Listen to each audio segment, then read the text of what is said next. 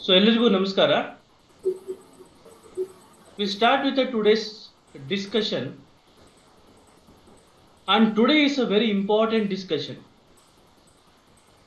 ನೋಡಿ, ಜಗತ್ನಲ್ಲಿ ಎಲ್ಲಾ ಗುರುಗಳಿಗಿಂತ ಶ್ರೇಷ್ಠವಾದಂತ ಗುರು ಯಾರು ಅಂತ ಪ್ರಶ್ನೆ ಕೇಳಿದ್ರೆ, ಎಲ್ಲಾ ಜಗತ್ತಿನಲ್ಲಿ ಎಲ್ಲಾ ಗುರುಗಳಿಗಿಂತ ಶ್ರೇಷ್ಠವಾದಂತ ಗುರು ಅರಿವು ಅಂತ ಹೇಳಿ. ಈ ಶಿಕ್ಷಕರಿಗಾಗಿ ಕಾನೂನು ಅಂತ ನಾವು ಶುರು ಮಾಡಿದ್ದು ಒಂದು ಕಾರಣದಿಂದ. ಏನು ಅಂತಂದ್ರೆ, ಇತ್ತೀಚಿನ ದಿನಗಳಲ್ಲಿ ಕ್ರೈಮ್ ರೇಟ್ ಅನ್ನ ನಾವು ಅಸೆಸ್ ಮಾಡಿದಂತ ಸಂದರ್ಭದಲ್ಲಿ ಅತಿ ಹೆಚ್ಚು ಕ್ರೈಮ್ಸ್ ಆಗ್ತಾ ಇರುವಂತದ್ದು ಮಹಿಳೆಯರ ಮೇಲೆ ಮತ್ತು ಮಕ್ಕಳ ಮೇಲೆ ಅಂತ ಹೇಳಿ. ಕಳೆದ ಒಂದು ಸಂಚಿಕೆಯಲ್ಲಿ ನಾವು ಕ್ರಿಮಿನಲ್ ಲಾ ಬಗ್ಗೆ ತಿಳ್ಕೊತಾ ಇದ್ವಿ. ಆ ತರಗತಿಯಲ್ಲಿ ನಾನು ಹೇಳ್ತಾ ಇದ್ದೆ, ನೋಡಿ, non bailable offence, cognisable offence ಅಂತ ಬಂದಾಗ, cognizable offense are those offenses where the gravity of offenses is more, where there is a punishment not less than 7 years, and the punishment will be more than 10 years. Sometimes it will extend for the life imprisonment and as well as death ಅಂತ ಹೇಳ್ತಾ ಇದ್ದೆ. ತುಂಬಾ ತೀವ್ರವಾದಂತ ಪನಿಷ್ಮೆಂಟ್ಗಳು ಇದ್ದಂತ ಸಂದರ್ಭದಲ್ಲಿ ಅಂತ offences cognisable offences ಆಗ್ತದ್ ಕಣ್ರಿ ಅಂತ ಹೇಳ್ತಾ ಇದ್ದೆ. ನೋಡಿ, ಈ ಮರ್ಡರು ಮತ್ತೆ ಏನು ರೇಪ್ ಅಂತ ಇದೆ, ನಾವು ಈ ಕನ್ವೆನ್ಷನಲ್ ಕ್ರೈಮ್ಸ್ ಅಂತ ನಾವು ಹೇಳ್ತೀವಿ, ಆ ಕನ್ವೆನ್ಷನಲ್ ಕ್ರೈಮ್ಸ್ಗಿಂತ ಹೆಚ್ಚು ಗ್ರಾವಿಟಿ ಇರೋಂಥದ್ದು, ಹೆಚ್ಚು ತೀಕ್ಷ್ಣತೆ ಇರುವಂತ ಯಾವ್ದಾದ್ರು ಅಪರಾಧ ಇದೆ ಅಂತಂದ್ರೆ ಮಕ್ಕಳ ಮೇಲೆ ನಡೀತಾ ಇರೋಂತಹ ಒಂದು ಲೈಂಗಿಕ ಶೋಷಣೆ. ಈ ನಿಟ್ಟಿನಲ್ಲಿ 2023ನೇ ಒಂದು ಕ್ರೈಮ್ ಸ್ಟ್ಯಾಟಿಸ್ಟಿಕ್ಸ್ ಏನಂತ ಹೇಳುತ್ತೆ ಅಂದ್ರೆ, ಮಕ್ಕಳ ಮೇಲೆ ಸುಮಾರು 631 ಕ್ರೈಮ್ಸ್ ನಡೆದಿದೆಯಂತೆ. ಅದರಲ್ಲಿ 560 ಕ್ರೈಮ್ಸ್ ಕೇವಲ ಮಕ್ಕಳ ಮೇಲೆ ಲೈಂಗಿಕವಾಗಿ ನಡೆದಿರುವಂತ ಏನು ಕ್ರೈಮ್ ಅಂತ ಹೇಳಿ. ಅತಿ ಹೆಚ್ಚು ಮಕ್ಕಳ ಮೇಲೆ ನಡೆದಿರುವಂತ ಒಂದು ಶೋಷಣೆ, ಏನು ಲೈಂಗಿಕ ಶೋಷಣೆಯ ಒಂದು ರಾಜ್ಯದಲ್ಲಿ UP ನಂಬರ್ 1 ಆದ್ರೆ ಕರ್ನಾಟಕ ನಂಬರ್ 10 ಅಲ್ಲಿ ಬರ್ತದೆ ಅಂತ ಹೇಳ್ತಾರೆ. ಸೊ ಈ ನಿಟ್ಟಿನಲ್ಲಿ ನಾವು ಶಿಕ್ಷಕರಿಗಾಗಿ ಕಾನೂನು ಅಂತ ನಾವು ಮಾಡಿದ ಉದ್ದೇಶ ಏನು ಅಂತಂದ್ರೆ, ನಾವು ಇತ್ತೀಚೆಗೆ ಮಕ್ಕಳ ಮೇಲೆ ಅತಿ ಹೆಚ್ಚು ಲೈಂಗಿಕ ಶೋಷಣೆ ಆಗ್ತಾ ಇದೆ. ನಾನು ನಮ್ಮ ಇವತ್ತಿನ ಅತಿಥಿಯಾದಂತಹ ಶ್ರೀಮತಿ ಆಶಾ ಮೇಡಮ್ ಅವರು ಆತ್ಮೀಯರು ಮತ್ತು ಬಹಳ ಗೌರವಾನ್ವಿತ ವ್ಯಕ್ತಿಯವರು. ಈ ಒಂದು ಮಹಿಳಾ ಮತ್ತು ಮಕ್ಕಳ ಒಂದು ಕಾನೂನ ಕ್ಷೇತ್ರದಲ್ಲಿ ಪರಿಣಿತಿಯನ್ನ ಪಡೆದಿದ್ದಾರೆ. ತುಮಕೂರಿನಲ್ಲಿ ಹೆಸರಾಂತ ವಿಶೇಷ ಸರ್ಕಾರಿ ಅಭಿಯೋಜಕರು, ಸ್ಪೆಷಲ್ PP ಅಂತ ನಾವು ಅವ್ರನ್ನ ಕರಿತೀವಿ. ಈ ಪೋಕ್ಸೋ ಕಾಯ್ದೆ, ಪೋಕ್ಸೋ ನ್ಯಾಯಾಲಯ ಅಂತ ಇದೆ, ಮಕ್ಕಳ ಮೇಲೆ ನಡೆಯುವಂತ ಒಂದು ಏನು ಅತ್ಯಾಚಾರ ಇರ್ಬೋದು ಮತ್ತೆ ಶೋಷಣೆ ಇರ್ಬೋದು, ಅದನ್ನ ತಡೆಗಟ್ಟಲಿಕ್ಕೆ ಅಂತಾನೆ ಸ್ಪೆಷಲ್ ಕೋರ್ಟ್ಗಳಂತ ಮಾಡಿದ್ದಾರೆ. ಆ ಸ್ಪೆಷಲ್ ಕೋರ್ಟ್ ಅಡಿಯಲ್ಲಿ ಏನು ಮೇಡಮ್ ಅವರು ಸಹ ಅಲ್ಲಿ ಸರ್ಕಾರಿ ವಕೀಲರಾಗಿ ಕೆಲಸವನ್ನ ಮಾಡ್ತಾ ನೂರಾರು ಕಾನೂನು ಅರಿವು ಕಾರ್ಯಕ್ರಮದಲ್ಲಿ ತಮ್ಮನ್ನ ತಾವು ತೊಡಗಿಸ್ಕೊಂಡಿದ್ದಾರೆ. ಇತ್ತೀಚಿನ ಒಂದು ಸರ್ಕಾರ ಅವರ ಒಂದು ಸೇವೆನೂ ಸಹ ಗಮನಿಸಿದೆ. ಸರ್ಕಾರನು ಅವ್ರು ಮಾಡ್ತಾ ಇರೋ ಸೇವೆ, ಸುಮಾರು 300-400 ಕಾನೂನು ಅರಿವು ಕಾರ್ಯಕ್ರಮಗಳನ್ನ ಮಾಡಿದ್ದಾರೆ ಮೇಡಮ್ ಅವರು. ಮತ್ತೆ ನಮ್ಮ ಒಂದು ಏನು ಕಾನೂನು ಅರಿವು ಕಾರ್ಯಕ್ರಮ ಪ್ರತಿ ವರ್ಷ ನಾವು ಮಾಡ್ತಾ ಇದ್ದೀವಿ, ಪ್ರತಿ ವರ್ಷನೂ ಬರ್ತಾರೆ ಮೇಡಮ್. ಸೊ ಹಾಗಾಗಿ ಈ ವರ್ಷನೂ ನಾನು ಬಹಳ ಒಂದು ಕರೆದೆ ಮೇಡಮ್ಗೆ. ಆಯ್ತು, ನಾನು ಅವರು ನಾನು ಬ್ಯುಸಿ ಇದ್ದೀನಿ ಅಂತ ಏನು ಹೇಳಲ್ಲ, ಆಯ್ತು ಸರ್ ಬರ್ತೀನಿ ಅಂತ ಹೇಳ್ತಾರೆ. ಸೊ ಅದು ಅವರ ಔದಾರ್ಯತೆ ಮತ್ತು ಅವ್ರ ಇಂಟ್ರೆಸ್ಟ್ ಅನ್ನು ನಾನು ಹೇಳಲಿಕ್ಕೆ ಬಯಸ್ತೀನಿ. ಸೊ ಈ ನಿಟ್ಟಿನಲ್ಲಿ ನೋಡಿ, ನಾನೊಂದು ಜಡ್ಜ್ಮೆಂಟ್ ಅನ್ನು ತಮಗೆ ಕಳಿಸಿದ್ದೀನಿ. ಒಬ್ಬ ಟೀಚರು ಮಗುವಿನ ಪ್ಯಾಂಟ್ ಅನ್ನ ಬಿಚ್ಚು ಅಂತ ಹೇಳ್ತಾನೆ. ಆ ನಿಟ್ಟಿನಲ್ಲಿ ತಾಯಿ ಹೋಗಿ ಕಂಪ್ಲೇಂಟ್ ಅನ್ನ ಕೊಡ್ತಾರೆ. ಇಮಿಡಿಯೇಟ್ ಆಗಿ ಪೋಕ್ಸೋ ಕಾಯ್ದೆ ಅಡಿಯಲ್ಲಿ ಮತ್ತು IPC ಸೆಕ್ಷನ್ ಅಡಿಯಲ್ಲಿ ಆ ಟೀಚರ್ ಮೇಲೆ FIR ನ ಮಾಡಲಾಗುತ್ತೆ. ಆ FIR ನ ರದ್ದುಗೊಳಿಸಿ ಅಂತ ಹೈಕೋರ್ಟ್ ನಲ್ಲಿ ಹಾಕಿದಂತ ಸಂದರ್ಭದಲ್ಲಿ ಜಸ್ಟಿಸ್ ನಾಗಪ್ರಸನ್ನ ಅವರು ಪೀಠ ನೋಡಿ, ಆಗಿನ ಕಾಲದಲ್ಲಿ ಶಿಕ್ಷಕರು ವಿದ್ಯಾರ್ಥಿಗಳನ್ನ ಸರಿದಾರಿಗೆ ತರಲಿಕ್ಕೆ ಒಂದು ಶಿಕ್ಷೆಯನ್ನ ಕೊಡುವಂತ ಒಂದು ಅಭ್ಯಾಸ ರೂಢಿಗತವಾಗಿ ಇದೆ. ಈ ನಿಟ್ಟಿನಲ್ಲಿ ಇವತ್ತಿನ ಒಂದು ಸಮಾಜದಲ್ಲಿ ಪ್ರಜಾಪ್ರಭುತ್ವದ ವ್ಯವಸ್ಥೆಯಲ್ಲಿ ಪ್ರತಿಯೊಬ್ಬ ನೋಡಿ, ಇನ್ನ ಮಗು ಜನನೇನೆ ಆಗಿರೋದಿಲ್ಲ ಅಂತ ಸಂದರ್ಭದಲ್ಲೂ ರೈಟ್ಸ್ ಆಫ್ ಎನ್ ಅನ್ಬೋರ್ನ್ ಪರ್ಸನ್ ಅಂತ, ಅದಕ್ಕೂ ಸಹ ರೈಟ್ ಟು ಲೈಫ್ ಅಂತ ಹೇಳಿ ಆ ಒಂದು ಒಂದು ಹಕ್ಕನ್ನು ಸಹ ಗೌರವಿಸುತ್ತೆ, ಜೀವಿಸುವಂತ ಹಕ್ಕು. ಅದನ್ನ ನೀವು ಟರ್ಮಿನೇಟ್ ಮಾಡಬಾರ್ದು ರೀ, ಅದಕ್ಕೂ ಜೀವಿಸೋ ಹಕ್ಕಿದೆ ಅಂತ ಸಾಕಷ್ಟು ಕೋರ್ಟ್ ನಲ್ಲಿ ತೀರ್ಮಾನ ಆಗಿದೆ. ಅನ್ನ ನಿಟ್ಟಲ್ಲಿ ಅಂಡರ್ ಏಜ್ ಪ್ರೆಗ್ನೆನ್ಸೀಸ್ ಅಂದ್ರೆ ಮೈನರ್ ಇರುವಂತ ಸಂದರ್ಭದಲ್ಲೇನೆ 18 ವರ್ಷ ತುಂಬಿರೋದಿಲ್ಲ ಹೆಣ್ಮಕ್ಳಿಗೆ, ಆದ್ರೂ ಸಹ ಈ ಪ್ರೀತಿ ಪ್ರೇಮ ಪ್ರಣಯ ಈ ಸ್ಕೂಲ್ಗಳಲ್ಲಿ ಕಾಲೇಜ್ಗಳಲ್ಲಿ ಈ ಮೈನರ್ ವಿದ್ಯಾರ್ಥಿಗಳು ತಮ್ಮನ್ನ ತಾವು ಈ ಒಂದು ಲೈಂಗಿಕ ಕ್ರಿಯೆಯಲ್ಲಿ ತಮ್ಮನ್ನು ತೊಡಗಿಸ್ಕೊಂಡು ಅನಾಹುತ ಮಾಡಿಕೊಂಡು ಕೊನೆಗೆ ಕೋರ್ಟ್ ಮೆಟ್ಲ ಹೋಗಿ ಅಲ್ಲಿ ಟರ್ಮಿನೇಷನ್ಗೆ ಅರ್ಜಿಗಳನ್ನ ಹಾಕೊಂಡು ವಿಪರೀತವಾದಂತಹ ಕಷ್ಟವನ್ನ, ಕಾನೂನಿನ ತೀಕ್ಷ್ಣತೆಯನ್ನ, ಕ್ಲಿಷ್ಟತೆಯನ್ನ ಎದುರಿಸುವಂತ ಪರಿಸ್ಥಿತಿಯನ್ನ ನಾವು ಪ್ರತಿನಿತ್ಯ ಪೇಪರ್ನಲ್ಲಿ ಓದ್ಕೊಂಡ್ ಬರ್ತಾ ಇದೀವಿ. ಸೊ ಈ ನಿಟ್ಟಿನಲ್ಲಿ ಅಂಡರ್ ಏಜ್ ಪ್ರೆಗ್ನೆನ್ಸಿ ಅನ್ನೋದು ಬಹಳ ಒಂದು ಪಿಡುಗಾಗಿ ಮಾರ್ಪಡ್ತಾ ಇದೆ. ಅತಿ ಹೆಚ್ಚು ಮೊಬೈಲಿನ ಬಳಕೆ, ಅದರಲ್ಲಿ ಅತಿ ಹೆಚ್ಚು ಪೋರ್ನ್ ವಿಡಿಯೋಸ್ ಅನ್ನ ನೋಡುವಂಥದ್ದು, ಅದರಲ್ಲಿ ಅಡಿಕ್ಷನ್ ಆಗಿ ಈ ಪ್ರೀತಿ ಪ್ರೇಮ ಪ್ರಣಯ ಅನ್ನೋ ಹೆಸರಿನಲ್ಲಿ ಏನು ಲೈಂಗಿಕ ಕ್ರಿಯೆಯಲ್ಲಿ ತಮ್ಮನ್ನು ತಾವು ತೊಡಗಿಸ್ಕೊಂಡು ಆ ತೃಷೆಯನ್ನ ತೀರಿಸ್ಕೊಳ್ಳೋ ನೆಪದಲ್ಲಿ ಏನು ಪ್ರೆಗ್ನೆಂಟ್ ಆಗುವಂತ ಸಂದರ್ಭದಲ್ಲಿ ಈ ನಿಟ್ಟಿನಲ್ಲಿ ಶಿಕ್ಷಕರಿಗೆ ವಿಶೇಷವಾದಂತಹ ಒಂದು ಪಾತ್ರ ಮತ್ತು ಜವಾಬ್ದಾರಿ ಇದೆ ಈ ನಿಟ್ಟಿನಲ್ಲಿ. ಸೊ ಆ ನಿಟ್ಟಿನಲ್ಲಿ ಅವ್ರನ್ನ ಜಾಗೃತಗೊಳಿಸ್ಬೇಕು, ಅವ್ರಿಗೆ ತಿಳುವಳಿಕೆಯನ್ನ ಕೊಡಬೇಕು ಅನ್ನೋ ಉದ್ದೇಶದಿಂದನೇ ಈ ಕಾರ್ಯಕ್ರಮವನ್ನು ನಾವು ಶುರು ಮಾಡಿದ್ವಿ. ಹಾಗಾಗಿ ಶಿಕ್ಷಕರಿಗೆ ನಾವು ಫೋಕಸ್ ಮಾಡ್ಕೊಂಡು ಆ ಒಂದು ಪಾಪ್ಯುಲೇಷನ್ಗೆ ನಾವು ಈ ಒಂದು ಕಾನೂನಿನ ಜಾಗೃತಿಯನ್ನು ಮೂಡಿಸ್ಬೇಕು ಅಂತೇಳಿ ಶಿಕ್ಷಕರಿಗಾಗಿ ಕಾನೂನು ಅನ್ನೋ ಶೀರ್ಷಿಕೆ ಅಡಿಯಲ್ಲಿ ಶಿಕ್ಷಕರಿಗೆ ಹಾಗೂ ಜನಸಾಮಾನ್ಯರಿಗೆ ಕಾನೂನು ಅರಿವು ಅಂತ ನಾವು ಶುರು ಮಾಡಿದ್ವಿ. ಸೊ ಈ ನಿಟ್ಟಿನಲ್ಲಿ ಮೊನ್ನೆ ನಾನು ಸಿವಿಲ್ ಕಾನೂನು ಬಗ್ಗೆ ಹೇಳಿದೆ, ನಿನ್ನೆ ಕ್ರಿಮಿನಲ್ ಕಾನೂನು ಬಗ್ಗೆ ತಮಗೆ ತಿಳಿಸ್ಕೊಡ್ತಾ ಇದ್ದೆ. ಇವತ್ತು ಆ ಕ್ರಿಮಿನಲ್ ಕಾನೂನಿನ ಇನ್ನೊಂದು ಅಂಗ ಅಂತ ಹೇಳ್ಬೋದು, ಅತಿ ಮುಖ್ಯವಾದ ಅಂಗ ಅಂತ ಹೇಳ್ಬೋದು. ಈ ಒಂದು ಪೋಕ್ಸೋ ಕಾಯ್ದೆ ಅನ್ನೋದು ಹೊಸ ಕಾಯ್ದೆ, ಮಕ್ಕಳ ಒಂದು ಲೈಂಗಿಕ ಶೋಷಣೆ ವಿಚಾರದಲ್ಲಿ ಅವ್ರಿಗೆ ತೊಂದರೆ ಆಗ್ಬಾರ್ದು, ಅವ್ರನ್ನ ರಕ್ಷಣೆ ಮಾಡಬೇಕು ಅನ್ನೋ ನಿಟ್ಟಿನಲ್ಲಿ ಮುಂಚೆ ಜೂನಿಯರ್ ಜಸ್ಟಿಸ್ ಆಕ್ಟ್ ಅಂತ ಇತ್ತು. ಸೊ ಅದ್ರ ಜೊತೆಯಲ್ಲಿ ಇದು ಒಂದು ಸ್ಪೆಷಲ್ ಆಕ್ಟ್ ಆಗಿ ಒಂದು ಸ್ಪೆಷಲ್ ಕಾನೂನನ್ನ ಏನು ಸರ್ಕಾರ ಇದನ್ನ ತಂದಿದ್ದು. ಸೊ ಈ ನಡೆಯಲ್ಲಿ ಮಕ್ಕಳನ್ನ ಪ್ರೊಟೆಕ್ಷನ್ ಮಾಡ್ತಾ ಇದ್ದಾರೆ. ಇದರಲ್ಲಿ ಬಹಳ ಸಿವಿಯರ್ ಪನಿಷ್ಮೆಂಟ್ ನೀವು ಕೇಳೇ ಇರಲ್ಲ. 20 ವರ್ಷ ಜೈಲ್ ಶಿಕ್ಷೆ ಆಗುತ್ತೆ ಅಂತಂದ್ರೆ ಅವನ ಜೀವನ ಕಂಪ್ಲೀಟ್ ಅವನು ಜೈಲಲ್ಲಿ ಸರವಾಸದಲ್ಲಿ ಕಳೀತಾನೆ ಅಂತ. 30 ವರ್ಷ 40 ವರ್ಷ ಆದ್ಮೇಲೆ ಟೀಚರ್ಗಳಾಗಿರ್ತಾರೆ. ಅಂತ ಸಂದರ್ಭದಲ್ಲಿ ಒಂದು ಅಲಿಗೇಷನ್ ಆಗ್ಬಿಡ್ತು ಅಂತಂದ್ರೆ ಬೇಲು ಸಿಗೋದಿಲ್ಲ, ನಾನ್ ಬೇಲಬಲ್ ಅಫೆನ್ಸ್ ಆಗ್ತದೆ. 20 ವರ್ಷ ಮತ್ತು 20 ವರ್ಷ ಸೆರೆವಾಸ ಅಂತಂದ್ರೆ ಅದು ಹಾರಿಬಲ್. ಅದು ನೋಡಿ, ಆ ಪನಿಷ್ಮೆಂಟ್ ಕೊಟ್ಟಂತ ಸಂದರ್ಭದಲ್ಲಿ ಬೇಲು ರಿಜೆಕ್ಟ್ ಆಯ್ತು, ಮತ್ತೆ ಆ ಕ್ವಾಶು ಮಾಡ್ಲಿಲ್ಲ, ಇವಾಗ ವಿಚಾರಣೆಯನ್ನ ಎದುರಿಸ್ಬೇಕಂತ. ಸೊ ಈ ರೀತಿ ಎಲ್ಲ ಕಷ್ಟವನ್ನ ಅನುಭವಿಸುವುದ ನಿಟ್ಟಿನಲ್ಲಿ ನಮ್ಮ ಶಿಕ್ಷಕರಿಗೆ ಈ ಜಾಗೃತಿ, ಈ ಅರಿವು ಅನ್ನೋದು ತುಂಬಾ ಇಂಪಾರ್ಟೆಂಟ್. ನಾನು ಅದಕ್ಕೆ ಹೇಳಿದೆ ಅರಿವೇ ಗುರು ಅಂತ ಹೇಳಿ. ಸೊ ಹಾಗಾಗಿ ಇವತ್ತಿನ ದಿನ ನಮ್ಮ ಒಂದು ವಿಶೇಷ ಅತಿಥಿಯಾಗಿ ಆಶಾ KS ಮೇಡಮ್ ಅವರು ಏನು ಪೋಕ್ಸೋ ನ್ಯಾಯಾಲಯದ ವಿಶೇಷ ಸರ್ಕಾರಿ ಅಭಿಯೋಜಕರು ಮತ್ತು ಮಹಿಳಾ ಮತ್ತು ಮಕ್ಕಳ ಕಾನೂನು ತಜ್ಞರು ಇವತ್ತು ನಮ್ಮ ಜೊತೆಗಿದ್ದಾರೆ. ಅವ್ರನ್ನ ನಾವು ಬರ್ಮಾಡ್ಕೊಳ್ತಾ ಇವತ್ತಿನ ತರಗತಿಯನ್ನ ನಾನು ಅವ್ರಿಗೆ ಬಿಟ್ಕೊಡ್ತಾ ಇದ್ದೀನಿ. ಧನ್ಯವಾದಗಳು ಮೇಡಮ್, ತಾವು ಈ ಒಂದು ಕಾರ್ಯಕ್ರಮಕ್ಕೆ ಬಂದಿದ್ದಕ್ಕೆ ನಮಸ್ಕಾರ. ಧನ್ಯವಾದ ಸರ್. ಮೇಡಮ್, ತಾವು ಹೇಳಿ ಈ ಪೋಕ್ಸೋ ಕಾಯ್ದೆ ವಿಚಾರದಲ್ಲಿ ತಮ್ಮ ನಿಲುವೇನೋ, ಈ ಶಿಕ್ಷಕರಿಗಾಗಿ ಕಾನೂನು ನಿಟ್ಟಿನಲ್ಲಿ ಈ ಒಂದು ಕಾರ್ಯಕ್ರಮ ಇದರ ಒಂದು ಉಪಯುಕ್ತತೆ ಬಗ್ಗೆ ತಾವು ಮಾತಾಡಿ ಮೇಡಮ್. ಖಂಡಿತ ಸರ್. ಎಲ್ಲರಿಗೂ ಶುಭ ಸಂಜೆ. ಇಲ್ಲಿರುವಂತಹ ಎಲ್ಲರೂ ತಜ್ಞರೇ ಅಂತ ನಾನು ಒಂದು ಹೇಳ್ತೀನಿ. ನಮ್ಮ ಪುರುಷೋತ್ತಮ್ ಸರ್ ಅವರು ಈ ಒಂದು ಕಾರ್ಯಕ್ರಮವನ್ನ ನನಗೆ ಹೇಳಿದ್ರು, ಈ ತರ ಡಿಸ್ಕಸ್ ಮಾಡ್ತಾ ಇದೀವಿ ಮೇಡಮ್, ಒಂದು ಶಿಕ್ಷಕರಿಗೋಸ್ಕರ ಮಾಡ್ಬೇಕು ಅಂತ ಇದ್ದೀವಿ ಅಂತ. ನಾನು ಅಂದೆ ಖಂಡಿತವಾಗ್ಲೂ ಸರ್ ಇದು ಬೇಕೇ ಬೇಕು. ಯಾಕೆಂದ್ರೆ ಶಿಕ್ಷಕರಿಗೆ ನಾವು ಶಾಲೆಯನ್ನ ದೇವಾಲಯ ಅಂತ ಕರಿತೀವಿ. ಸೊ ನಮ್ಮಲ್ಲಿ ಎಷ್ಟೋ ಜನ ಮನೆಯಲ್ಲಿ ತಂದೆ ತಾಯಿ ಮಾತುಗಳನ್ನ ಕೇಳಲ್ಲ ಮಕ್ಕಳು, ಅಂತವ್ರು ಶಾಲೆಯಲ್ಲಿ ಗುರುಗಳು ಏನ್ ಹೇಳ್ತಾರೆ ಅಥವಾ ಅವ್ರು ಏನ್ ಹೇಳ್ತಾರೆ ಅವರ ಮಾತನ್ನ ಕೇಳ್ತಾರೆ.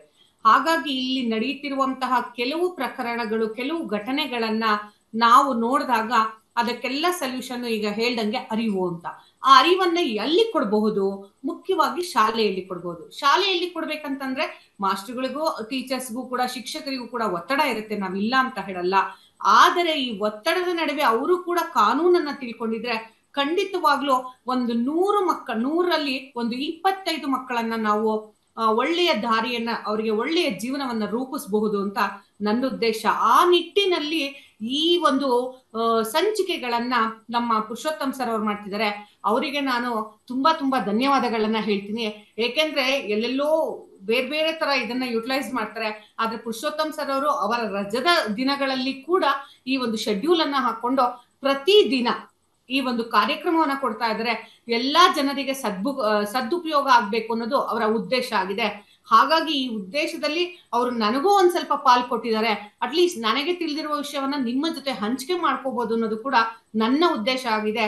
ಹಾಗಾಗಿ ನಾನು ಎಲ್ಲರ ಪರವಾಗಿ ಈ ಒಂದು ಪುರುಷೋತ್ತಮ್ ಸರ್ ಅವರಿಗೆ ಧನ್ಯವಾದಗಳನ್ನ ಅರ್ಪಿಸ್ತೀನಿ. ಕಾರ್ಯಕ್ರಮವನ್ನ ನಿರೂಪಿಸ್ತಾ ಇರೋದ್ರಿಂದ. ಅದ್ರ ಜೊತೆಗೆ ನನಗೂ ಕೂಡ ಒಂದು ಭಾಗವಾಗಿ ಈ ದಿನ ಒಂದು ಕಾರ್ಯಕ್ರಮ ನಡೆಸೋದಕ್ಕೆ ಒಂದು ಗಂಟೆಗಳ ಕಾಲ ನನಗೆ ಅಂತ ಒಂದು ಸಮಯವನ್ನು ನೀಡಿದ್ದಾರೆ. ಅದಕ್ಕೂ ಕೂಡ ನಾನು ಅವರಿಗೆ ಧನ್ಯವಾದಗಳನ್ನ ಹೇಳ್ತೀನಿ. ಧನ್ಯವಾದಗಳು ಪುರುಷೋತ್ತಮ್ ಸರ್.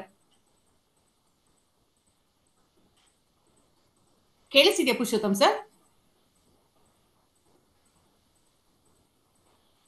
ಬೇರೆಯವರಿಗೆಲ್ಲ ಕೇಳಿಸ್ತಾ ಇದೆಯಾ?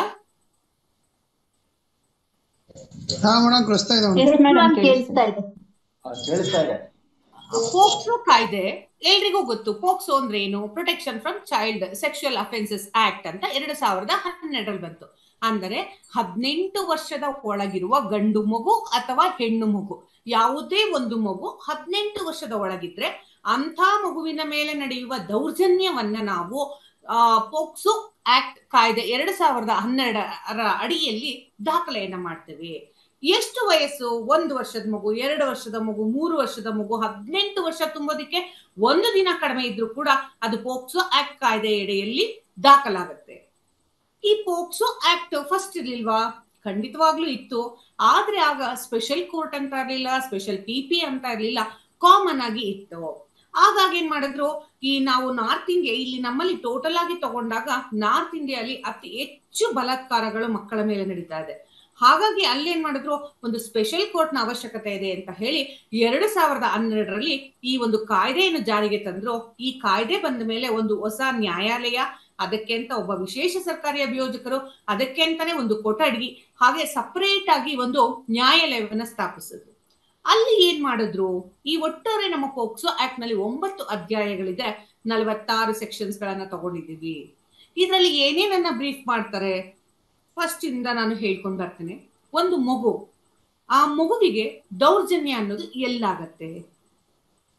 ಸ್ಟಾರ್ಟಿಂಗು ಮನೆ, ನಂತರ ಹೊರಗಡೆ ಹೋದಾಗ ಶಾಲೆ, ಅಂಗನವಾಡಿ ಕೇಂದ್ರ, ಸ್ಕೂಲ್ಗಳಲ್ಲಾಗತ್ತೆ, ಹೊರಗಡೆ ಪಾರ್ಕಲ್ಲಿ ಆಗ್ಬೋದು, ರೋಡಲ್ಲಿ ಆಗ್ಬೋದು, ಪ್ರತಿಯೊಂದು ಜಾಗದಲ್ಲಿ ಕೂಡ ಮಗುವಿನ ಮೇಲೆ ಅತ್ಯಾಚಾರ ಆಗ್ತಾ ಇದೆ. ನಾವು ಕೌಂಟ್ ಮಾಡ್ತಾ ಇದ್ರೆ ಅದಕ್ಕೆ ಕೌಂಟ್ಲೆಸ್ ಹೋಗ್ಲಿ ಯಾವ ರೀತಿಯ ಮಗು ಮೇಲೆ ಆಗ್ತಾ ಇದೆ. 3 ವರ್ಷದ ಮಗು, 4 ವರ್ಷದ ಮಗು, 5 ವರ್ಷದ ಮಗು, 6 ವರ್ಷದ ಮಗು, 7, 8, 9, 10, 11, 12 ಈ ರೀತಿ ಆಗ್ತಿದೆ. ಇದರಲ್ಲಿ ನಾವು ಭಾಗಗಳನ್ನ ಮಾಡ್ಕೊಂಡ್ವಿ. ನಾವು ಹೇಗೆ ಈಗ 11, 14 ವರ್ಷದ ಒಳಗಿರುವ ಮಕ್ಕಳುಗಳಿಗೆ ಅಷ್ಟು ತಿಳುವಳಿಕೆ ಇರೋದಿಲ್ಲ. ಅವೆಲ್ಲ ಶಾಲೆಯಲ್ಲಿ ಓದ್ತಾರ ಮಕ್ಕಳು, 8ನೇ ಕ್ಲಾಸು, 9ನೇ ಕ್ಲಾಸು, 10ನೇ ಕ್ಲಾಸ್ ಮಗು ಇರುತ್ತೆ. ಈ 16ರಿಂದ 18 ಸ್ವಲ್ಪ ಅವ್ರಿಗೆ ತಿಳುವಳಿಕೆ ಇರುತ್ತೆ, ಜೀವನ ಅಂದ್ರೆ ಏನು ಅಂತ ಸ್ವಲ್ಪ ಗೊತ್ತಿರುತ್ತೆ. ಆದ್ರೂ ಕೂಡ ಅವರು ಕೂಡ ಮಕ್ಕಳೇನೆ. ಈ 1ರಿಂದ 14 ವರ್ಷದ ಒಳಗಿನ ಮಕ್ಕಳ ಮೇಲೆ ಅತಿ ಹೆಚ್ಚು ಲೈಂಗಿಕ ದೌರ್ಜನ್ಯ ಆಗ್ತಾ ಇದೆ. ನಮ್ಮಲ್ಲಿ ಸರಿಸುಮಾರು ನೀವು ಕಂಪೇರ್ ಮಾಡೋ ಹಾಗಿದ್ರೆ ಒಂದು ದಿನಕ್ಕೆ ಒಂದು 10ರಿಂದ 15 ಅತ್ಯಾಚಾರಗಳು ಮಕ್ಕಳ ಮೇಲೆ ನಡೀತಾ ಇದೆ. ವಿಷಾದ ಅಂದ್ರೆ ನಿನ್ನೆ ನೀವು ನೋಡ್ಬೋದು, ಒಂದು ಬಾಲ್ಯ ವಿವಾಹವನ್ನ ಒಬ್ಬ 35 ವರ್ಷದ ವ್ಯಕ್ತಿ ಒಂದು 15 ವರ್ಷದ ಹುಡುಗಿನ ಮದುವೆ ಮಾಡ್ಕೊಳ್ಬೇಕು ಅಂತಂದ, ಆಗಲ್ಲ ಅಂತ ಅಂದಾಗ ರುಂಡವನ್ನೇ ತೆಗ್ದಿ ಪಕ್ಕಕ್ಕಿಟ್ಟ. ಇಂಥ ಹೀನ ಕೃತ್ಯವನ್ನ ಎಸಗಿದ್ದಾರೆ. ಅಂದ್ರೆ ಅಲ್ಲಿಗೆ ಆ ಮಗುವಿಗೆ ರಕ್ಷಣೆ ಬೇಡ್ವಾ? ಹಾಗಿದ್ರೆ ಆ ಮಗು ಏನು ತಪ್ಪು ಮಾಡಿತ್ತು? ತಾನು ಮದುವೆ ಆಗಲ್ಲ, ತಾನು ಓದ್ಬೇಕು, ತನ್ನ ಗುರಿಯನ್ನು ಮುಟ್ಟಬೇಕು ಅಂತ ಒಂದು ಆಸೆನ ಇಟ್ಕೊಂಡಿದ್ದಂತಹ ಒಂದು ಚಿಕ್ಕ ಮಗುವಿನ ಕನಸನ್ನ ಮುರಿದು ಚೂರು ಚೂರು ಮಾಡ್ಬಿಟ್ರಲ್ಲ, ಅದಕ್ಕೆ ಯಾರು ಹೊಣೆ ಅಲ್ವಾ? ಹಾಗಾಗಿ ನಮ್ಮೆಲ್ಲರ ಮಕ್ಕಳ ರಕ್ಷಣೆ ನಮ್ಮೆಲ್ಲರ ಹೊಣೆ ಎನ್ನುವ ಒಂದು ಅಭಿಪ್ರಾಯವನ್ನ ನಾವೆಲ್ಲರೂ ನಮ್ಮ ಮನಸ್ಸಿನಲ್ಲಿ ಇಟ್ಕೊಂಡ್ರೆ ಖಂಡಿತವಾಗ್ಲೂ ನಾವಿದಕ್ಕೆ ಸೊಲ್ಯೂಷನ್ ಅನ್ನು ಕೊಡ್ಬೋದು. ಇವತ್ತು ಆ ಮಗುಗಾಗಿದೆ, ನಾಳೆ ನಮ್ಮ ಮಕ್ಕಳಿಗೆ ಆ ರೀತಿ ಆಗಬಹುದು, ಹೌದಲ್ವಾ? ಸೊ ಈ ನಿಟ್ಟಿನಲ್ಲಿ ನಾನು ಜನಸಾಮಾನ್ಯರು ಮತ್ತೆ ಶಿಕ್ಷಕರ ಪಾತ್ರ ಏನು, ಮೊದಲು ನಾನು ಶಿಕ್ಷಕರ ಪಾತ್ರ ಹೇಳ್ತೇನೆ, ಆಮೇಲೆ ಶಿಕ್ಷಕರಿಂದ ಒಳಗಾಗಿರುವ ದೌರ್ಜನ್ಯದ ಬಗ್ಗೆ ಹೇಳ್ತಾ ಹೋಗ್ತೀನಿ. ಪೋಕ್ಸೋ ಕಾಯ್ದೆಯಲ್ಲಿ ನಾನು ಹೇಳಿದೆ ನಿಮ್ಗೆ, ಫಸ್ಟು ಮನೆಯಲ್ಲೇ ನಡೆಯುತ್ತೆ. ಮನೆಯಲ್ಲಿ ಯಾರು ಮಾಡ್ತಾರೆ? ತಂದೆ, ಅಣ್ಣ, ತಮ್ಮ, ಚಿಕ್ಕಪ್ಪ, ಸೋದ್ರು ಮಾವ, ತಾತ, ಎಲ್ಲರಿಂದ ಕೂಡ ನೊಂದ ಮಗುವಿನ ಮೇಲೆ ದೌರ್ಜನ್ಯ ಆಗುತ್ತೆ. ಮೇಡಮ್, ತಂದೆಯಿಂದ ಆಗಕ್ ಸಾಧ್ಯನಾ? ಖಂಡಿತವಾಗಲೂ ಆಗಿದೆ. ನಮ್ಮಲ್ಲೇ ಒಂದು ಪ್ರಕರಣ ಆಗಿದೆ, ಅದಕ್ಕೆ ಜೀವಾವಧಿ ಶಿಕ್ಷೆಯನ್ನು ಕೂಡ ನೀಡಿಸಿರ್ತೇವೆ ನಾವು. ಅಂದ್ರೆ ಒಂದು ಮಗುವಿಗೆ ತಂದೆಯಾದವನು ಎಲ್ಲ ಆಗಿರ್ತಾನೆ, ತಾಯಿ ಇರೋದಿಲ್ಲ ಆ ಮಗುವಿಗೆ.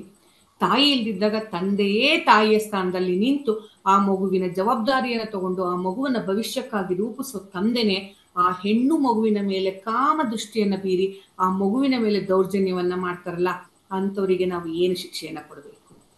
ಇನ್ನು ಅಲ್ಲಿಂದ ಬನ್ನಿ, ಸದ್ಯ ಅಣ್ಣ ತಂಗಿ. ನಮ್ಮಲ್ಲಿ ಅಣ್ಣ ತಂಗಿ ಅಂದ್ರೆ ನಾವೊಂದು ಭಾವನೆಯನ್ನ ಕೊಡ್ತೇವೆ, ಒಂದು ಸಂಸ್ಕಾರ ಇದೆ ನಮ್ಮಲ್ಲಿ, ಒಂದು ಪೂಜ್ಯ ಭಾವನೆ ಇದೆ ನಮ್ಮಲ್ಲಿ. ಆದ್ರೆ ಅದೇ ಅಣ್ಣ ತಂಗಿ, ಅದೇ ಅಣ್ಣನಾದವನು ಹೆದರಿಸಿ ಬೆದರಿಸಿ ಆ ತಂಗಿಯ ಜೊತೆ ಲೈಂಗಿಕ ದೌರ್ಜನ್ಯವನ್ನ ಎಸಗಿ ಮಕ್ಕಳನ್ನು ಮಾಡಿರುವ ಘಟನೆಗಳು ಕೂಡ ನಮ್ಮಲ್ಲಿ ಇದೆ. ಹಾಗೆ ಇನ್ನೊಂದು ಸ್ಟೆಪ್ ಮುಂದಕ್ಕೆ ಬಂದ್ರೆ ತಾತಂದು, ಇನ್ಯಾರು ಬೇಡ, ತಾತ, ಚಿಕ್ಕಪ್ಪ, ಮಾವ ಎಷ್ಟೋ ಮಕ್ಕಳ ಮೇಲೆ ಲೈಂಗಿಕ ದೌರ್ಜನ್ಯ ಮಾಡಿ ಅಂತಹ ಮಗುವಿನ ಅವರಿಗೆ ಗರ್ಭಿಣಿಯನ್ನಾಗಿ ಮಾಡಿರುವ ಘಟನೆಗಳು ಕೂಡ ನಮ್ಮಲ್ಲಿ ಅತಿ ಹೆಚ್ಚು. ಇದಾದ ನಂತರ ಶಾಲೆಗಳಲ್ಲಿ ನಡೆಯಲ್ವಾ? ಖಂಡಿತ ನಡೆಯುತ್ತೆ. ಶಾಲೆಗಳಲ್ಲಿ ನಾವು ಶಾಲೆಯನ್ನ ದೇವಾಲಯ ಅಂತೀವಿ, ಶಿಕ್ಷಕರನ್ನ ನಾವು ಗುರುಗಳು ಅಂತೀವಿ. ಅಂದ್ರೆ ಗುರು ಬ್ರಹ್ಮ ಗುರು ವಿಷ್ಣು ಗುರುದೇವೋ ಮಹೇಶ್ವರ ಅಂತ ಹೇಳ್ತೀವಿ. ಅಂತಹ ಗುರುವನ್ನ ನಂಬಿ ಶಾಲೆಗೆ ಬಿಟ್ಟರೆ ಅಲ್ಲಿ ಕೂಡ ಹೆಣ್ಣು ಮಕ್ಕಳ ಮೇಲೆ ಅಥವಾ ಗಂಡು ಮಗುವಿನ ಮೇಲೆ 18 ವರ್ಷದ ಒಳಗಿರುವ ಸಣ್ಣ ಮಕ್ಕಳ ಮೇಲೆ ಲೈಂಗಿಕ ದೌರ್ಜನ್ಯ ನಡೀತಾ ಇದೆ. ಶಿಕ್ಷಕರು ಮಾಡ್ತಾರ? 100% ಮಾಡ್ತಾರೆ. ಎಷ್ಟೋ ಮಕ್ಕಳನ್ನ ಕರೆಯೋದು, ಒಳಗಡೆ ಯಾವುದೋ ಒಂದು ನೋಟ್ಸ್ ಅನ್ನ ಬರಿ ಅಂತ ಹೇಳಿ ಆ ಮಕ್ಕಳ ಮೈಯನ್ನ ಮುಟ್ಟೋದು, ಆ ಮಕ್ಕಳನ್ನ ದೌರ್ಜನ್ಯಕ್ಕೆ ಒಳಪಡಿಸೋದು, ಈ ರೀತಿಯಾದಂತಹ ಅನೇಕ ಪ್ರಕರಣಗಳು ದಾಖಲಾಗಿದೆ. ಹಾಗಂತ ಹೇಳಿ ಎಲ್ಲಾ ಶಿಕ್ಷಕರು ಕೆಟ್ಟವರು ಅಂತ ಹೇಳೋದಿಲ್ಲ. ನಾವು ಸರ್ಕಾರ ಶಾಲೆಗಳಲ್ಲಿ ಬೆಳೆದಿರೋರೆ, ಎಲ್ಲರೂ ಶಾಲೆಯನ್ನ ಓದಿ ನಾವು ಮೇಲ್ ಬಂದಿರೋದು. ಆದರೆ ಕೆಲವು ಶಿಕ್ಷಕರು ಈ ರೀತಿ ಮಾಡೋದ್ರಿಂದ ಅದು ಎಲ್ಲಾ ಶಿಕ್ಷಕರ ಮೇಲೆ ಪ್ರಭಾವ ಬೀರುತ್ತೆ. ಹಾಗಂತ ಹೇಳಿ ಎಲ್ಲಾ ಶಿಕ್ಷಕರು ಕೆಟ್ಟವರ? ಖಂಡಿತ ಇಲ್ಲ. ಹಲವಾರು ಶಿಕ್ಷಕರಿಂದ ಈ ದಿನ ಈ ಕಾರ್ಯಕ್ರಮವನ್ನ ಯಾಕೆ ಕೊಡ್ತಾ ಇದ್ದೀನಿ ಅಂದ್ರೆ, ನಿಮ್ಮ ಸಹಾಯ ನಮಗೆ ಬೇಕು. ನಾವೆಲ್ಲ ಒಂದು ಕೊಂಡಿ ಇದ್ದಂತೆ. ಈಗ ಒಂದು ಪ್ರಕರಣದಲ್ಲಿ ಒಂದು ಒಳ್ಳೆ ಕೆಲಸ ಆಗ್ಬೇಕಂದ್ರೆ ಒಬ್ಬ ವಕೀಲರಿರ್ಬೇಕು, ವೈದ್ಯರಿರಬೇಕು, ಶಿಕ್ಷಕರಿರಬೇಕು, ನ್ಯಾಯಾಧೀಶರಿರ್ಬೇಕು. ಪ್ರತಿಯೊಬ್ಬರು ಸೇರಿದ್ರೆ ಒಂದ್ ತಪ್ಪು ಮಾಡದಂತವನಿಗೆ ಶಿಕ್ಷೆ ಕೊಡಿಸೋದು. ಬರೀ ಶಿಕ್ಷೆ ಕೊಡಿಸೋದೇ ನಮ್ಮ ಉದ್ದೇಶನ?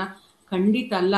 ಅರಿವನ್ನ ಮೂಡಿಸ್ಬೇಕು ಅವರಿಗೆ ಅರಿವು ಅನ್ನೋದು ಏನು ಅಂತ ಗೊತ್ತಿರಲ್ಲ, ಕಾನೂನು ಅಂದ್ರೆ ಏನೋ ಗೊತ್ತಿರಲ್ಲ, ಏನೋ ಆ ಒಂದು ತಪ್ಪನ್ನ ಮಾಡಿರ್ತಾರೆ. ಅಂದ್ರೆ ಅವರಿಗೆ ತಿಳಿ ಹೇಳಿಸಿ ಈ ರೀತಿ ಅರಿವನ್ನ ಕೊಟ್ಟಾಗ, ಹೌದು ಈ ರೀತಿ ತಪ್ಪು ಮಾಡಿದ್ರೆ ಈ ರೀತಿ ಶಿಕ್ಷೆ ಇದೆ.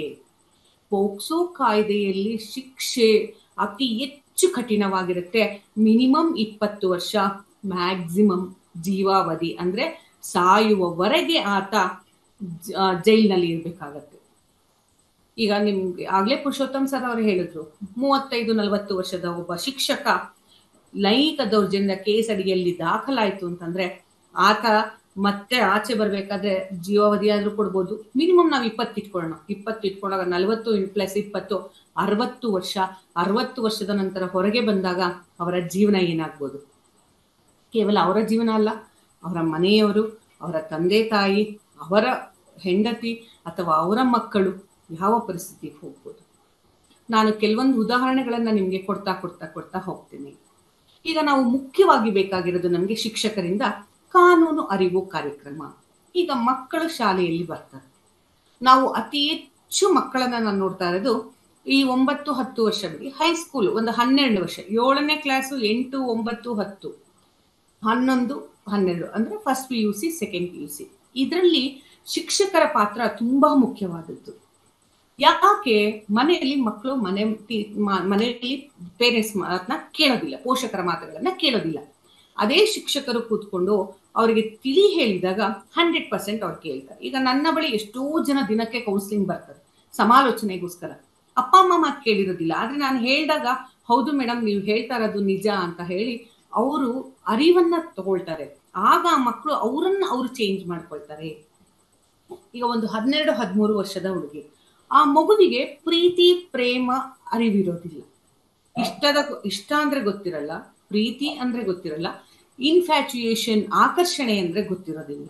ಆ ಮಕ್ಕಳು ಏನ್ ಅನ್ಕೊಳ್ತಾರೆ, ಯಾರೋ ಒಬ್ಬ ಬಂದು ಪ್ರೀತಿಯಿಂದ ಚಿನ್ನ ಬಂಗಾರ ರನ್ನ ಅಂತಂದ ಕರೆದಾಗ ಆ ಮಗು ಅನ್ಕೊಳುತ್ತೆ, ಓ ಇವನು ನನ್ನನ್ನ ತುಂಬಾ ಪ್ರೀತಿಸ್ತಾನೆ ಅಂತ ಹೇಳಿ ಆ ಪ್ರೀತಿ ಪ್ರೇಮದ ಅಡಿಯಲ್ಲಿ ಬೀಳುತ್ತೆ. ತನಗೆ ತಾನು ಗೊತ್ತಿಲ್ಲದೆ ತಪ್ಪುಗಳನ್ನ ಮಾಡ್ತಾ ಹೋಗುತ್ತೆ.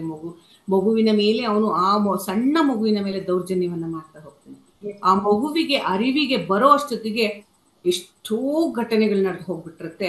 ಆ ಕೆಲವು ಸಂದರ್ಭದಲ್ಲಿ ನಮ್ಮಲ್ಲಿ ಸುಮಾರು ಇದೇ ರೀತಿಯ 100 ಮಕ್ಕಳು ಗರ್ಭಿಣಿಯಾಗಿರ್ತಾರೆ. ಇನ್ನು 11 ವರ್ಷ, 12 ವರ್ಷ, 13, 14, 15 ಅಂದ್ರೆ ಆ ಮಕ್ಕಳಿಗೆ ಅರಿವೇ ಇರೋದಿಲ್ಲ, ತಾವು ಗರ್ಭಿಣಿಯಾಗಿರುತ್ತೇವೆ, ತಿಳುವಳಿಕೆ ಇರುವುದಿಲ್ಲ. ಏನ್ ಮಾಡ್ಬೇಕು? ಹಾಗಿದ್ರೆ ಆ ಮಗುವನ್ನ ಕೂರಿಸ್ಕೊಳ್ಳಿ, ಒಂದು ಗಿಡವನ್ನ ತಗೊಂಡ್ ಬಂದು, ಆ ಗಿಡ ಒಂದು ಗುಲಾಬಿ ಹೂವು, ನಾನು ಆ ಒಂದು ಗುಲಾಬಿ ಹೂವಿನ ಗಿಡವನ್ನ ತುಂಬಾ ಪ್ರೀತಿಸ್ತೀನಿ. ನಾನು ಪ್ರೀತಿಸಿದಾಗ ಏನ್ ಮಾಡ್ತೇನೆ, ಆ ಗುಲಾಬಿ ಹೂವಿಗೆ ನೀರನ್ನ ಹಾಕ್ತಾ ಬರ್ತೀನಿ. ಹಾಕ್ತಾ ಏನ್ ಮಾಡ್ತೇನೆ, ಪ್ರತಿದಿನ ಅದ್ರಲ್ಲಿ ಮೊಗ್ಬಿಟ್ಟಿದ್ಯಾ, ಹೇಗಿದೆ, ಎಲೆಗಳು ಯಾವ್ದಾರು ಹಳದಿ ಆಗ್ಬಿಟ್ಟಿದ್ಯಾ ಅಂತ ಚೆಕ್ ಮಾಡ್ತಾರೆ. ಅಂದ್ರೆ ಅದು ಪ್ರೀತಿ. ಹಾಗೆ ನಾನು ಇಷ್ಟಪಡ್ತೀನಿ, ಆಕರ್ಷಣೆ ಆಗಿದೆ, ನನಗೆ ಅಟ್ರಾಕ್ಷನ್ ಆಗಿದೆ ಅಂದಾಗ ಏನ್ ಮಾಡ್ತೀನಿ, ಮುರಿದು ಬಿಟ್ಟದ್ನ ನಾನು ಮುಡ್ಕೊಳ್ತೀನಿ. ಮುರಿದಾಗ ಏನಾಗುತ್ತದು, ಕೇವಲ 1-2 ದಿನ ಇರಬಹುದು, ಆಮೇಲೆ ಅದು ವೇಸ್ಟ್, ಡಸ್ಟ್ಬಿನ್ ಆಗ್ತದೆ. ಮಕ್ಕಳಿಗೆ ನಾವು ಅರಿವನ್ನ ಮೂಡಿಸ್ಬೇಕು. ಒಂದು ವಸ್ತುವನ್ನ ನಾವು ಪ್ರೀತಿಸಿದಾಗ ಅದು ಬೆಳೆಯೋದಕ್ಕೆ ಬಿಡಬೇಕು. ಇಷ್ಟಪಟ್ಟಾಗ ಏನ್ ಮಾಡ್ಬೇಕು ಅಂದ್ರೆ, ಇಷ್ಟಪಟ್ರೆ ಅದನ್ನ ಕಿತ್ ಬಿಡ್ತೀವಿ. ಹಾಗಾಗಿ ಜೀವನದಲ್ಲಿ ನಾವು ಇಷ್ಟಪಡಬಾರ್ದು, ಪ್ರೀತಿಸ್ಬೇಕು. ಪ್ರೀತಿಸಿದವರು ಬೆಳಿಬೇಕು. ಅಂದ್ರೆ ಆ ಮಕ್ಕಳಿಗೆ ನೀವೇನ್ ಹೇಳ್ಬೇಕಂದ್ರೆ, ಪ್ರೀತಿ ಪ್ರೇಮ ಅನ್ನೋದ್ರಲ್ಲಿ ಶಿಕ್ಷಕರ ಪಾತ್ರ ಏನಂತಂದ್ರೆ, ಆ ಮಗು ನಿಮ್ಗೆ ಡೌಟ್ ಇರುತ್ತೆ, ಇಂಥ ಸ್ಕೂಲ್ಗಳಲ್ಲಿ ಈ ತರ ಮಾಡ್ತಾ ಇದಾರೆ ಅಂದಾಗ ಆ ಮಗುವನ್ನ ಕರೆದು, ನೋಡಮ್ಮ ನಾನು ಕೇಳೋದು ಮಕ್ಕಳನ್ನಷ್ಟೇ, ನೋಡಪ್ಪ ನೀವು ಓದ್ಬೇಕಾ ಬೇಡ್ವಾ? ಓದ್ಬೇಕು ಮೇಡಮ್. ಅವ್ನ್ ಬಿಟ್ಬಿಡ್ತೀರಾ? ಇಲ್ಲ ಮೇಡಮ್, ಅವನು ಅಂದ್ರೆ ಜೀವ, ನಾನು ತುಂಬಾ ಪ್ರೀತಿಸ್ತೀನಿ. ಸರಿ ಪುಟ, ನೀವು ಪ್ರೀತಿಸಿ, ಬೇಡ ಅಂದನು. ಫಸ್ಟ್ ನಿಮ್ ಕಾಲ್ ಮೇಲೆ ನೀವು ನಿಂತ್ಕೋಬೇಕಲ್ವಾ, ನಿಮ್ ದುಡಿಮೆ ನೀವು ತಗೋಬೇಕಲ್ವಾ. ನೀನು 22 ವಯಸ್ಸು ಅಂದ್ರೆ, ಈಗ ಮಗು 11 ವರ್ಷ ಆಯ್ತು ಅಂದ್ರೆ ಅವಳಿಗೆ ಹೇಳ್ಬೇಕು, ನಿನ್ನ 22 ವಯಸ್ಸಿನವರೆಗೆ ಫಸ್ಟ್ ಓದು. ಫಸ್ಟ್ SSLC PUC ಮುಗಿಸಿ. ಆಫ್ಟರ್ PUC 18 ಇಯರ್ಸ್, ಇಲ್ಲ ಮೇಡಮ್ ನಾನು ಓದ್ತೀನಿ ಮುಂದಕ್ಕೆ ಅಂದ್ರೆ ಫಸ್ಟ್ ಓದ್ ಮುಗಿಸಿ, ನಿಮ್ಮ ಕಾಲಿಗೆ ನೀವು ನಿಂತ್ಕೊಳ್ಳಿ. ತದನಂತರ ನಿಮ್ಮ ಮನೆಯಲ್ಲಿ ಒಪ್ಪದ್ಮೇಲೆ, ಆಮೇಲೆ 22 ವಯಸ್ಸಾದ್ಮೇಲೆ ಆ ಹುಡುಗನನ್ನೇ ನಾವು ಕೊಟ್ಟು ಮದುವೆ ಮಾಡ್ತೀವಿ. ಅಲ್ಲಿವರೆಗೂ ಫಸ್ಟ್ ಪ್ರಾಮುಖ್ಯತೆ ಶಿಕ್ಷಣಕ್ಕೆ ಕೊಡು, ಫಸ್ಟ್ ನೀವು ಓದನ್ನ ಮಾಡಿ ಅಂತ ಹೇಳಿ. ಎಷ್ಟೋ ಮಕ್ಕಳು ಅದನ್ನ ಒಪ್ಕೊಂಡು ಹೋಗ್ತಾರೆ ಇಲ್ಲಿಂದ. ಈಗ ಓದ್ತಾ ಕೂಡ ಇದ್ದಾರೆ. ಅದರ ವಿಷಯವಾಗಿ ನನಗೆ ತುಂಬಾ ಹೆಮ್ಮೆ ಇದೆ. ನಮ್ಮಲ್ಲಿ ಬಂದ ಪೇರೆಂಟ್ಸ್, ಮೇಡಮ್ ನಾವು ಮದ್ವೆ ಮಾಡ್ಬಿಡ್ತೀವಿ. ಮದ್ವೆ ಒಂದೇ ಸೊಲ್ಯೂಷನ್ ಅಲ್ಲ. ಫಸ್ಟ್ ಮಕ್ಕಳನ್ನ ಓದಿ ಸಮಾಜದಲ್ಲಿ ಒಬ್ಬ ಒಳ್ಳೆಯ ವ್ಯಕ್ತಿಯನ್ನಾಗಿ ಮಾಡಿ. ನಾ ಹೇಳೋದು, ಎಷ್ಟೋ ಅಂತಹ ಮಕ್ಕಳೇ ಪ್ರೈಮ್ ಮಿನಿಸ್ಟರ್ ಆಗ್ಬೋದು, ಚೀಫ್ ಮಿನಿಸ್ಟರ್ ಆಗ್ಬೋದು, ಒಳ್ಳೆ IAS ಆಫೀಸರ್ ಆಗ್ಬೋದು, ಲಾಯರ್ ಆಗ್ಬೋದು, ಒಳ್ಳೆ ಡಾಕ್ಟರ್ ಆಗ್ಬೋದು, ಒಳ್ಳೆ ಟೀಚರ್ ಆಗ್ಬೋದು. ಎಷ್ಟೋ ಆಪರ್ಚುನಿಟೀಸ್ ಇರುತ್ತೆ. ಅಂದ್ರೆ ಆ ಮಕ್ಕಳಿಗೆ ಒಂದು ದಾರಿಯನ್ನ ತೋರಿಸುವಂತಹದ್ದು ಶಿಕ್ಷಕರ ಮುಖ್ಯ ಉದ್ದೇಶ ಆಗಿರುತ್ತೆ. ಈ ಪೋಕ್ಸೋ ಕಾಯ್ದೆ ಅಡಿಯಲ್ಲಿ ಬರುವಂತಹ ಮಕ್ಕಳು ತುಂಬಾ ನೊಂದಿರ್ತಾರೆ. ಅಂತ ಮಕ್ಕಳಿಗೆ ಮುಖ್ಯವಾಗಿ ಸಮಾಲೋಚನೆಯ ಅಗತ್ಯ ಇರುತ್ತೆ. ಮನೆಯಲ್ಲಿ ಹೇಳಿದ್ರೆ ಗಾಬರಿ ಆಗ್ಬಿಡ್ತಾರೆ. ತಂದೆ ತಾಯಿ ಏನ್ ಮಾಡ್ತಾರೆ, ಹಿಡ್ಕೊಂಡು ಹೊಡೆಯೋದು, ಬೈಯೋದು, ಆ ರೀತಿ ಮಾಡ್ತಾರೆ. ಆ ಮಗುವಿಗೆ ಎಲ್ಲಿ ಏನ್ ಮಾಡ್ಬೇಕು ಅನ್ನೋದು ಗೊತ್ತಿರೋದಿಲ್ಲ. ಅಂತ ಸಮಯದಲ್ಲಿ ಆ ಮಕ್ಕಳಿಗೆ ಒಂದು ಸಪೋರ್ಟಿವ್ ಆಗಿ ಸಮಾಲೋಚನೆಯನ್ನು ಮಾಡಿ, ಆ ಮಕ್ಕಳ ಜೊತೆ ಕುತ್ಕೊಂಡು ನೊಂದು ಬೆಂದಾಗ, ನಾವು ಪ್ರೀತಿಯಿಂದ ಮಾತನಾಡಿಸಿದಾಗ, ನಂಬಿಕೆ ಬಂದಲ್ಲಿ ಆ ಮಗು ನಡೆದ ಘಟನೆ ಬಗ್ಗೆ ಎಲ್ಲ ಹೇಳುತ್ತೆ.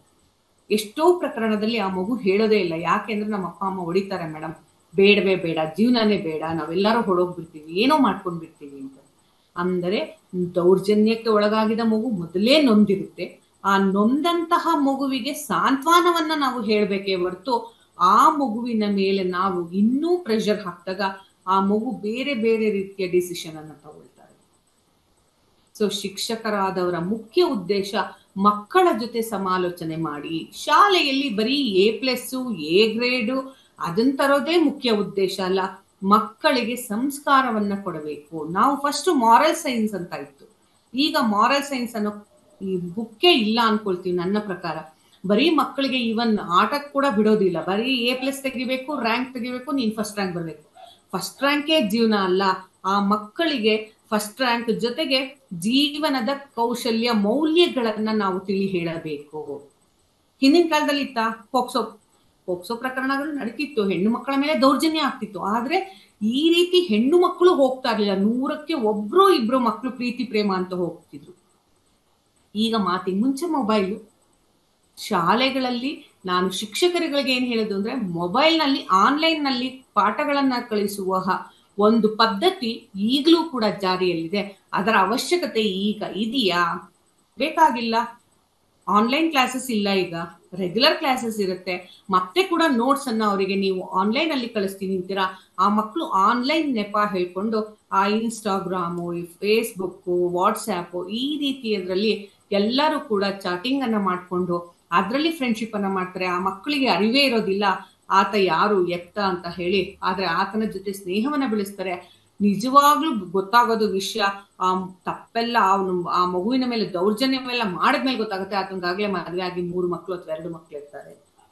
ಈ ರೀತಿ ದೌರ್ಜನ್ಯ ಹೆಣ್ಣು ಮಕ್ಕಳ ಮೇಲೆ ಆಗ್ತಿದೆ. ಶಿಕ್ಷಕರುಗಳು ಅವರಿಗೆ ದಯಮಾಡಿ ಹೇಳಬೇಕು, ಈ ರೀತಿ ಜೀವನದಲ್ಲಿ ತುಂಬಾ ತೊಂದರೆ ಆಗ್ತಿದೆ, ಈ ರೀತಿ ಮಾಡಿದ್ರೆ ಈ ರೀತಿ ತಪ್ಪುಗಳಾಗತ್ತೆ. ಹಾಗೆ ಗಂಡು ಮಕ್ಕಳ ಮೇಲೂ ಕೂಡ 18 ವರ್ಷದ ಒಳಗ ಮೇಲೆ ದೌರ್ಜನ್ಯ ಆಗುತ್ತೆ. ಇದು ಬಿಟ್ಟು ಸರ್ ಕಂಟಿನ್ಯೂ ಮಾಡ್ಲಾ? ಕೇಳಿಸ್ತಿದ್ಯಾ? ಕಂಟಿನ್ಯೂ ಮಾಡಿ ಮೇಡಮ್. ಅಲ್ಲ ಏನೋ ಡಿಸ್ಟರ್ಬೆನ್ಸ್ ಇತ್ತು, ಕ್ಲಿಯರ್ ಆಯ್ತು ಮ್ಯಾಮ್. Okay sir. ಹಾಗಾಗಿ ಗಂಡು ಮಕ್ಕಳ ಮೇಲೆ ಕೂಡ ಈ ದೌರ್ಜನ್ಯ ಆಗ್ತಿದೆ. ಶಿಕ್ಷಕರ ಪಾತ್ರ ಏನು? ಪ್ರತಿಯೊಂದು ಮಕ್ಕಳನ್ನ ಶಾಲೆಯಲ್ಲಿ ಪ್ರೀತಿಯಿಂದ ಒಂದು ಸತಿ ನೀವು ಕೂತ್ಕೊಂಡು ಶಿಕ್ಷಕರಾದವರು, ಬಾ ಮಗು, ನಾವ್ ಹೇಳೋದು ಪ್ರತಿದಿನ ನೀವು ಕೌನ್ಸಿಲಿಂಗ್ ಮಾಡಕ್ ಬೇಡ ಆ ಮಗುನ. ನಾವು ಒಂದು ಉದಾಹರಣೆನ ಕೊಡ್ತೀವಿ. ನಾವು ತುಮಕೂರಿನ ಒಂದು ಪ್ರತಿಷ್ಠಿತ ಶಾಲೆಗೆ ಹೋಗಿದ್ದೆ. ಅಲ್ಲಿ ಒಬ್ಬ ಕೌನ್ಸಿಲರ್ನ ಕೂಡ ಇಟ್ಟಿದ್ರು. ನಾವು ಅವೇರ್ನೆಸ್ ಪ್ರೋಗ್ರಾಮ್ ಹೋದೆ. ಎಲ್ಲ ಅವೇರ್ನೆಸ್ ನಾನು ಮಾತಾಡಿದೆ. ಮಗುವಿಗೆ ಏನೇನ್ ತೊಂದರೆ ಆಗತ್ತೆ, ಯಾರಿಂದ ತೊಂದರೆ ಆಗತ್ತೆ, ಅವಾಗ ನೀವು ಯಾರನ್ನ ಮಾಡ್ಬೇಕು ಅಂತ. ಒಂದು ಮಗು ಕಣ್ಣಲ್ಲಿ ತುಂಬಾ ನೀರ್ ಬರ್ತಾ ಇತ್ತು. ಸರಿ, ನಾನು ಆ ಮಗುನ ಐಡೆಂಟಿಫೈ ಮಾಡಿದೆ. ಆಮೇಲೆ ಆ ಮಗುನ ಹತ್ರ ಹೋಗಿ, ಬಾ ಪುಟ್ಟ ಯಾಕಪ್ಪ ಅಂತಂದೆ. ಜೋರಾಗಿ ಹೇಳ್ತಾ ಎಲ್ಲಾರನ್ನೂ ಆಚೆ ಕಳ್ಸಿ, ಮ್ಯಾಮ್ ನಾನು ನಿಮ್ಮ ಹತ್ರ ಮಾತಾಡ್ಬೇಕು. ಹೇಳಿ ಮಗು ಏನಾಗಿದೆ ಅಂತಂದ್ರೆ, ನಮ್ಮಮ್ಮ ಊರಿಗೆ ಕರ್ಕೊಂಡು ಹೋಗ್ತಾರೆ. ನನ್ನ ಸದ್ಯ ಮಾವ ನಾನು ಊರಿಗೆ ಹೋದಾಗ ನನ್ನ ಮೈ ಎಲ್ಲ ಮುಟ್ಟೋದು, ನನ್ನ ಜೊತೆ ಅಸಭ್ಯವಾಗಿ ನಡ್ಕೊಳ್ತಾನೆ. ಈ ವಿಷಯವನ್ನ ಅಮ್ಮಂಗೆ ಹೇಳಕ್ ಹೋದ್ರೆ ಭಯ, ಅಮ್ಮ ಎಲ್ಲಿ ನನ್ನ ಬಗ್ಗೆ ತಪ್ಪಾಗಿ ತಿಳ್ಕೊಳ್ತಾರೆ ಅಂತ ಹೇಳಿ. ಶಾಲೆಯಲ್ಲಿ ಹೇಳಿಲ್ವಾ? ಇಲ್ಲ ಮೇಡಮ್, ಶಾಲೆಯಲ್ಲಿ ಎಲ್ಲಿ ಹೇಳೋದು, ಯಾವಾಗ್ಲೂ ಓದು ಓದು ಓದು ಅಂತ ಟೀಚರ್ಸ್ ರ್ಯಾಂಕ್ ಬರ್ಬೇಕು ಅಂತಾರೆ, ಮನೆಯಲ್ಲೂ ರ್ಯಾಂಕ್ ಬರ್ಬೇಕು ಅಂತ. ಅಂದಮೇಲೆ ಆ ಮಗುವಿನ ಪರಿಸ್ಥಿತಿ, ಆ ಊರಿಗೆ ಹೋಗ್ಬೇಕಂದ್ರೆ ಆ ಮಗುಗಳು, ಆದ್ರೆ ತಂದೆ ತಾಯಿ ಇಲ್ಲ ಇಲ್ಲಿ ಬಿಟ್ಟು ಹೋಗಕ್ಕಾಗಲ್ಲ ಅಂತ ಆ ಮಗುವನ್ನ ಕರ್ಕೊಂಡು ಹೋಗ್ತಾ ಇದ್ರು. ಹಾಗಾಗಿ ಆ ಮಗು ಹೇಳ್ಕೊಂಡ್ಮೇಲೆ ನಾನು ಆ ಶಾಲೆಯ ಪ್ರಾಂಶುಪಾಲರು ಮತ್ತೆ ಆ ಕ್ಲಾಸ್ ಟೀಚರ್ನ ಕರೆಸಿ, ಅವರ ತಂದೆ ತಾಯಿಯನ್ನ ಕರೆಸಿ, ಆ ತಂದೆ ತಾಯಿಗಳಿಗೆ ಈ ವಿಷಯವಾಗಿ ತಿಳುವಳಿಕೆಯನ್ನ ಹೇಳಿ ಅಂತ ಹೇಳ್ಬಿಟ್ಟು ಬಂದಿದ್ವಿ. ಈ ಶಾಲೆಗಳಲ್ಲಿ ನೀವು ಪೇರೆಂಟ್ಸ್ ಮೀಟಿಂಗ್ ಅಂತ ಮಾಡ್ತೀರಾ. ಪೋಷಕರ ಒಂದು ಕ್ಲಾಸ್ ಅನ್ನ ತಗೊಳ್ತೀರಾ. ಪೋಷಕರಿಗೆ ಏನ್ ಮಾಡ್ತೀರಾ? ಪೋಷಕರಿಗೆ ನಿಮ್ಮ ಶಾಲೆಯಾಗ ಏನಿದೆ ಅದ್ರ ಸಂಬಂಧಪಟ್ಟಂತೆ ಮಾತಾಡಿ. ಅದು ಬಿಟ್ಟು ಇನ್ನು ಅರ್ಧ ಗಂಟೆ ಈ ಪೋಷಕರಿಗಾಗಿ ಅಂತ ಹೇಳ್ಬಿಟ್ಟು ಒಂದು ಸಮಯವನ್ನ ಕೊಟ್ಟು ಆ ಪೋಷಕರಿಗೆ ಹೇಳಿ, ನನ್ನ ಹತ್ರ ಬರೋವಂಥ ಪೇರೆಂಟ್ಸ್ ಹೇಳ್ತಾರೆ, ಮೇಡಮ್ ನನ್ನ ಮಕ್ಳಿಗೆ ಎಲ್ಲ ಕೊಡಿಸ್ಬಿಟ್ಟಿದೀನಿ ಮೇಡಮ್, ಏನೂ ಬಾಕಿ ಇಲ್ಲ ಮೇಡಮ್, ನನ್ನ ಮಗು ತುಂಬಾ ಚೆನ್ನಾಗಿದೆ ಮೇಡಮ್ ಅಂತ. ನಾ ಹೇಳ್ದೆ, ದುಡ್ಡು ಕೊಡ್ಸಿದ್ದೀರಾ, ಬಟ್ಟೆ ಕೊಡ್ಸಿದ್ದೀರಾ, ಒಡವೆ ಕೊಡ್ಸಿದ್ದೀರಾ, ಆ ಮಗು ಮನೆ ಮಾಡಿದ್ದೀರಾ, ಎಲ್ಲಾ ಮಾಡಿದ್ದೀರಾ. ನಿಮ್ಮ ಸಮಯವನ್ನು ಆ ಮಗು ಕೊಟ್ಟಿದ್ದೀರಾ? ಇಲ್ಲ.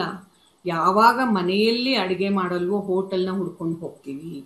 ಎಲ್ಲಿ ಮನೆಯಲ್ಲಿ ಮಗುಗೆ ಪ್ರೀತಿ ಸಿಗೋದಿಲ್ವೋ ಅಂಥ ಪ್ರೀತಿ ಸಿಗದಿದ್ದಾಗ ಮಗು ಆಚೆ ಕಡೆ ಹೋಗುತ್ತೆ. ಫಸ್ಟ್ ನಮ್ಮಲ್ಲೆಲ್ಲ ಕುಟುಂಬಗಳು ಅವಿಭಕ್ತ ಕುಟುಂಬವಾಗಿತ್ತು. ಮನೆಯಲ್ಲಿ ತುಂಬಾ ಜನ ಇರ್ತಾ ಇದ್ರು. ಈಗ ಸಿಂಗಲ್ ಮನೆಗಳಾಗಿದೆ. ಆ ಸಿಂಗಲ್ ಮನೆಯಲ್ಲಿ ಏನಾಗಿದೆ, 3 ಪಾರ್ಟಿಷನ್ ಇರುತ್ತೆ. ಏನು ಮೇಲ್ಗಡೆ ಒಂದು ರೂಮು, ಕೆಳಗಡೆ ಒಂದು ರೂಮು, ಮಗುವಿಗೆ ಒಂದು ರೂಮು ಅಂತ. ಆಗ ಆ ರೀತಿ ಇರ್ತಾರಿಲ್ಲ. ಅಪ್ಪ ಅಮ್ಮ ಒಂದು ರೂಮು, ಆ ಮಗುನು ಕೂಡ ಅಲ್ಲೇ ಇರ್ತಿತ್ತು. ಆದ್ರೆ ಈಗ ಅಪ್ಪಂಗೆ ಒಂದು ರೂಮು, ಅಮ್ಮಂಗೆ ಒಂದು ರೂಮು, ಮಗುಗೊಂದು ರೂಮು ಅಂತ. ಆ ಮಗು ರೂಮ್ ಒಳಗೆ ಹೋಗಿ ಏನು ಮಾಡತ್ತೆ ಅಂತ ಒಂದು ಸತಿನೂ ಅಬ್ಸರ್ವ್ ಮಾಡೋದಿಲ್ಲ. ಮಗು ಪುಸ್ತಕ ಇಟ್ಕೊಂಡ್ರೆ ಮೊಬೈಲ್ ಕೊಟ್ಬಿಟ್ಟಿದ್ದೀನಪ್ಪ, ಅವ್ನು ಆನ್ಲೈನ್ ವರ್ಕ್ ಮಾಡ್ತಾ ಇದ್ದೀನಿ. ಏನು ಆನ್ಲೈನ್ ವರ್ಕ್ ಮಾಡ್ತಿದ್ದಾನೆ, ನನ್ನ ಹೋಗಿ ಒಂದು ಸತಿ ಗಮನ ಕೊಡಿ. ಆ ಮಗುವಿಗೆ ನೀವು ಪರಿಪಾಠವನ್ನ ಏನು ಹೇಳಬೇಕು ಪೋಷಕರಿಗೆ ಅಂದ್ರೆ, ಪ್ರತಿದಿನ ನಿಮ್ಮ ಮಗು ಜೊತೆ 10 ನಿಮಿಷ ಸಮಯವನ್ನ ಕಳೀರಿ. ನೀವೆಂಥ ಬ್ಯುಸಿ ಶೆಡ್ಯೂಲ್ ಇದ್ರು ಕೂಡ 10 ನಿಮಿಷ ಆ ಮಗುವನ್ನ ಕೂರಿಸ್ಕೊಂಡು, ನೋಡಪ್ಪ ನಿನಗೆ ಏನ್ ತೊಂದರೆ ಆಗಿದೆ, ಏನಾಯ್ತು ಇವತ್ತು ಸ್ಕೂಲಲ್ಲಿ ಏನಾರು ಆಯ್ತಾ, ಆ ರೀತಿ ಪ್ರತಿದಿನ ಕೇಳ್ತಾ ಇದ್ರೆ ಮಗು ತನಗೆ ಏನಾದ್ರು ಈ ರೀತಿ ಲೈಂಗಿಕ ದೌರ್ಜನ್ಯ ಅಥವಾ ಕೆಟ್ಟದಾಗಿ ಏನಾದ್ರು ನಡೆದಿತ್ತು ಅಂದ್ರೆ ಘಟನೆ, ಅದರ ಬಗ್ಗೆ ತನ್ನ ತಂದೆ ತಾಯಿಗೆ ತಿಳಿಸುತ್ತೆ. ಹಾಗೆ ಪ್ರೀತಿ ಪ್ರೇಮ ಅಂತ ಹೊರಗಡೆ ಹೋಗೋದಿಲ್ಲ. ನಮ್ಮ ಮಕ್ಕಳನ್ನ ನಾವು ಉಳಿಸ್ಕೋಬಹುದು. ಶಿಕ್ಷಕರು ಪೋಷಕರನ್ನ ಏನು ಕರೆಸ್ತೀರಾ ಮೀಟಿಂಗ್ ಅಂತ ಹೇಳಿ, ಆ ಮೀಟಿಂಗ್ ನಲ್ಲಿ ಪೋಷಕರನ್ನ ಕುರಿತು ಒಂದು ಅರ್ಧ ಗಂಟೆ ಈ ವಿಷಯವಾಗಿ ಚರ್ಚೆಯನ್ನ ಮಾಡಿ, ಮುಕ್ತವಾಗಿ ಚರ್ಚೆ ಮಾಡಿ. ಮಕ್ಕಳಿಗೋಸ್ಕರ ನಾವಿದು, ನಮ್ಮೆಲ್ಲರ ಹೊಣೆ. ಮಕ್ಕಳನ್ನ ರಕ್ಷಣೆ ಮಾಡೋದು ಪ್ರತಿಯೊಬ್ಬ ವ್ಯಕ್ತಿಯ ಹೊಣೆ. ಜನಸಾಮಾನ್ಯರಿರ್ಬೋದು, ಶಿಕ್ಷಕರಿರ್ಬೋದು, ವೈದ್ಯರಿರ್ಬೋದು, ಅಥವಾ ವಕೀಲರಿರ್ಬೋದು, ಎಲ್ಲರೂ ಹೊಣೆ ಕೂಡ. ನಮ್ಮೆಲ್ಲರ ಹೊಣೆ ಏನಂತಂದ್ರೆ ಮಕ್ಕಳ ರಕ್ಷಣೆಯನ್ನ ಮಾಡಬೇಕು.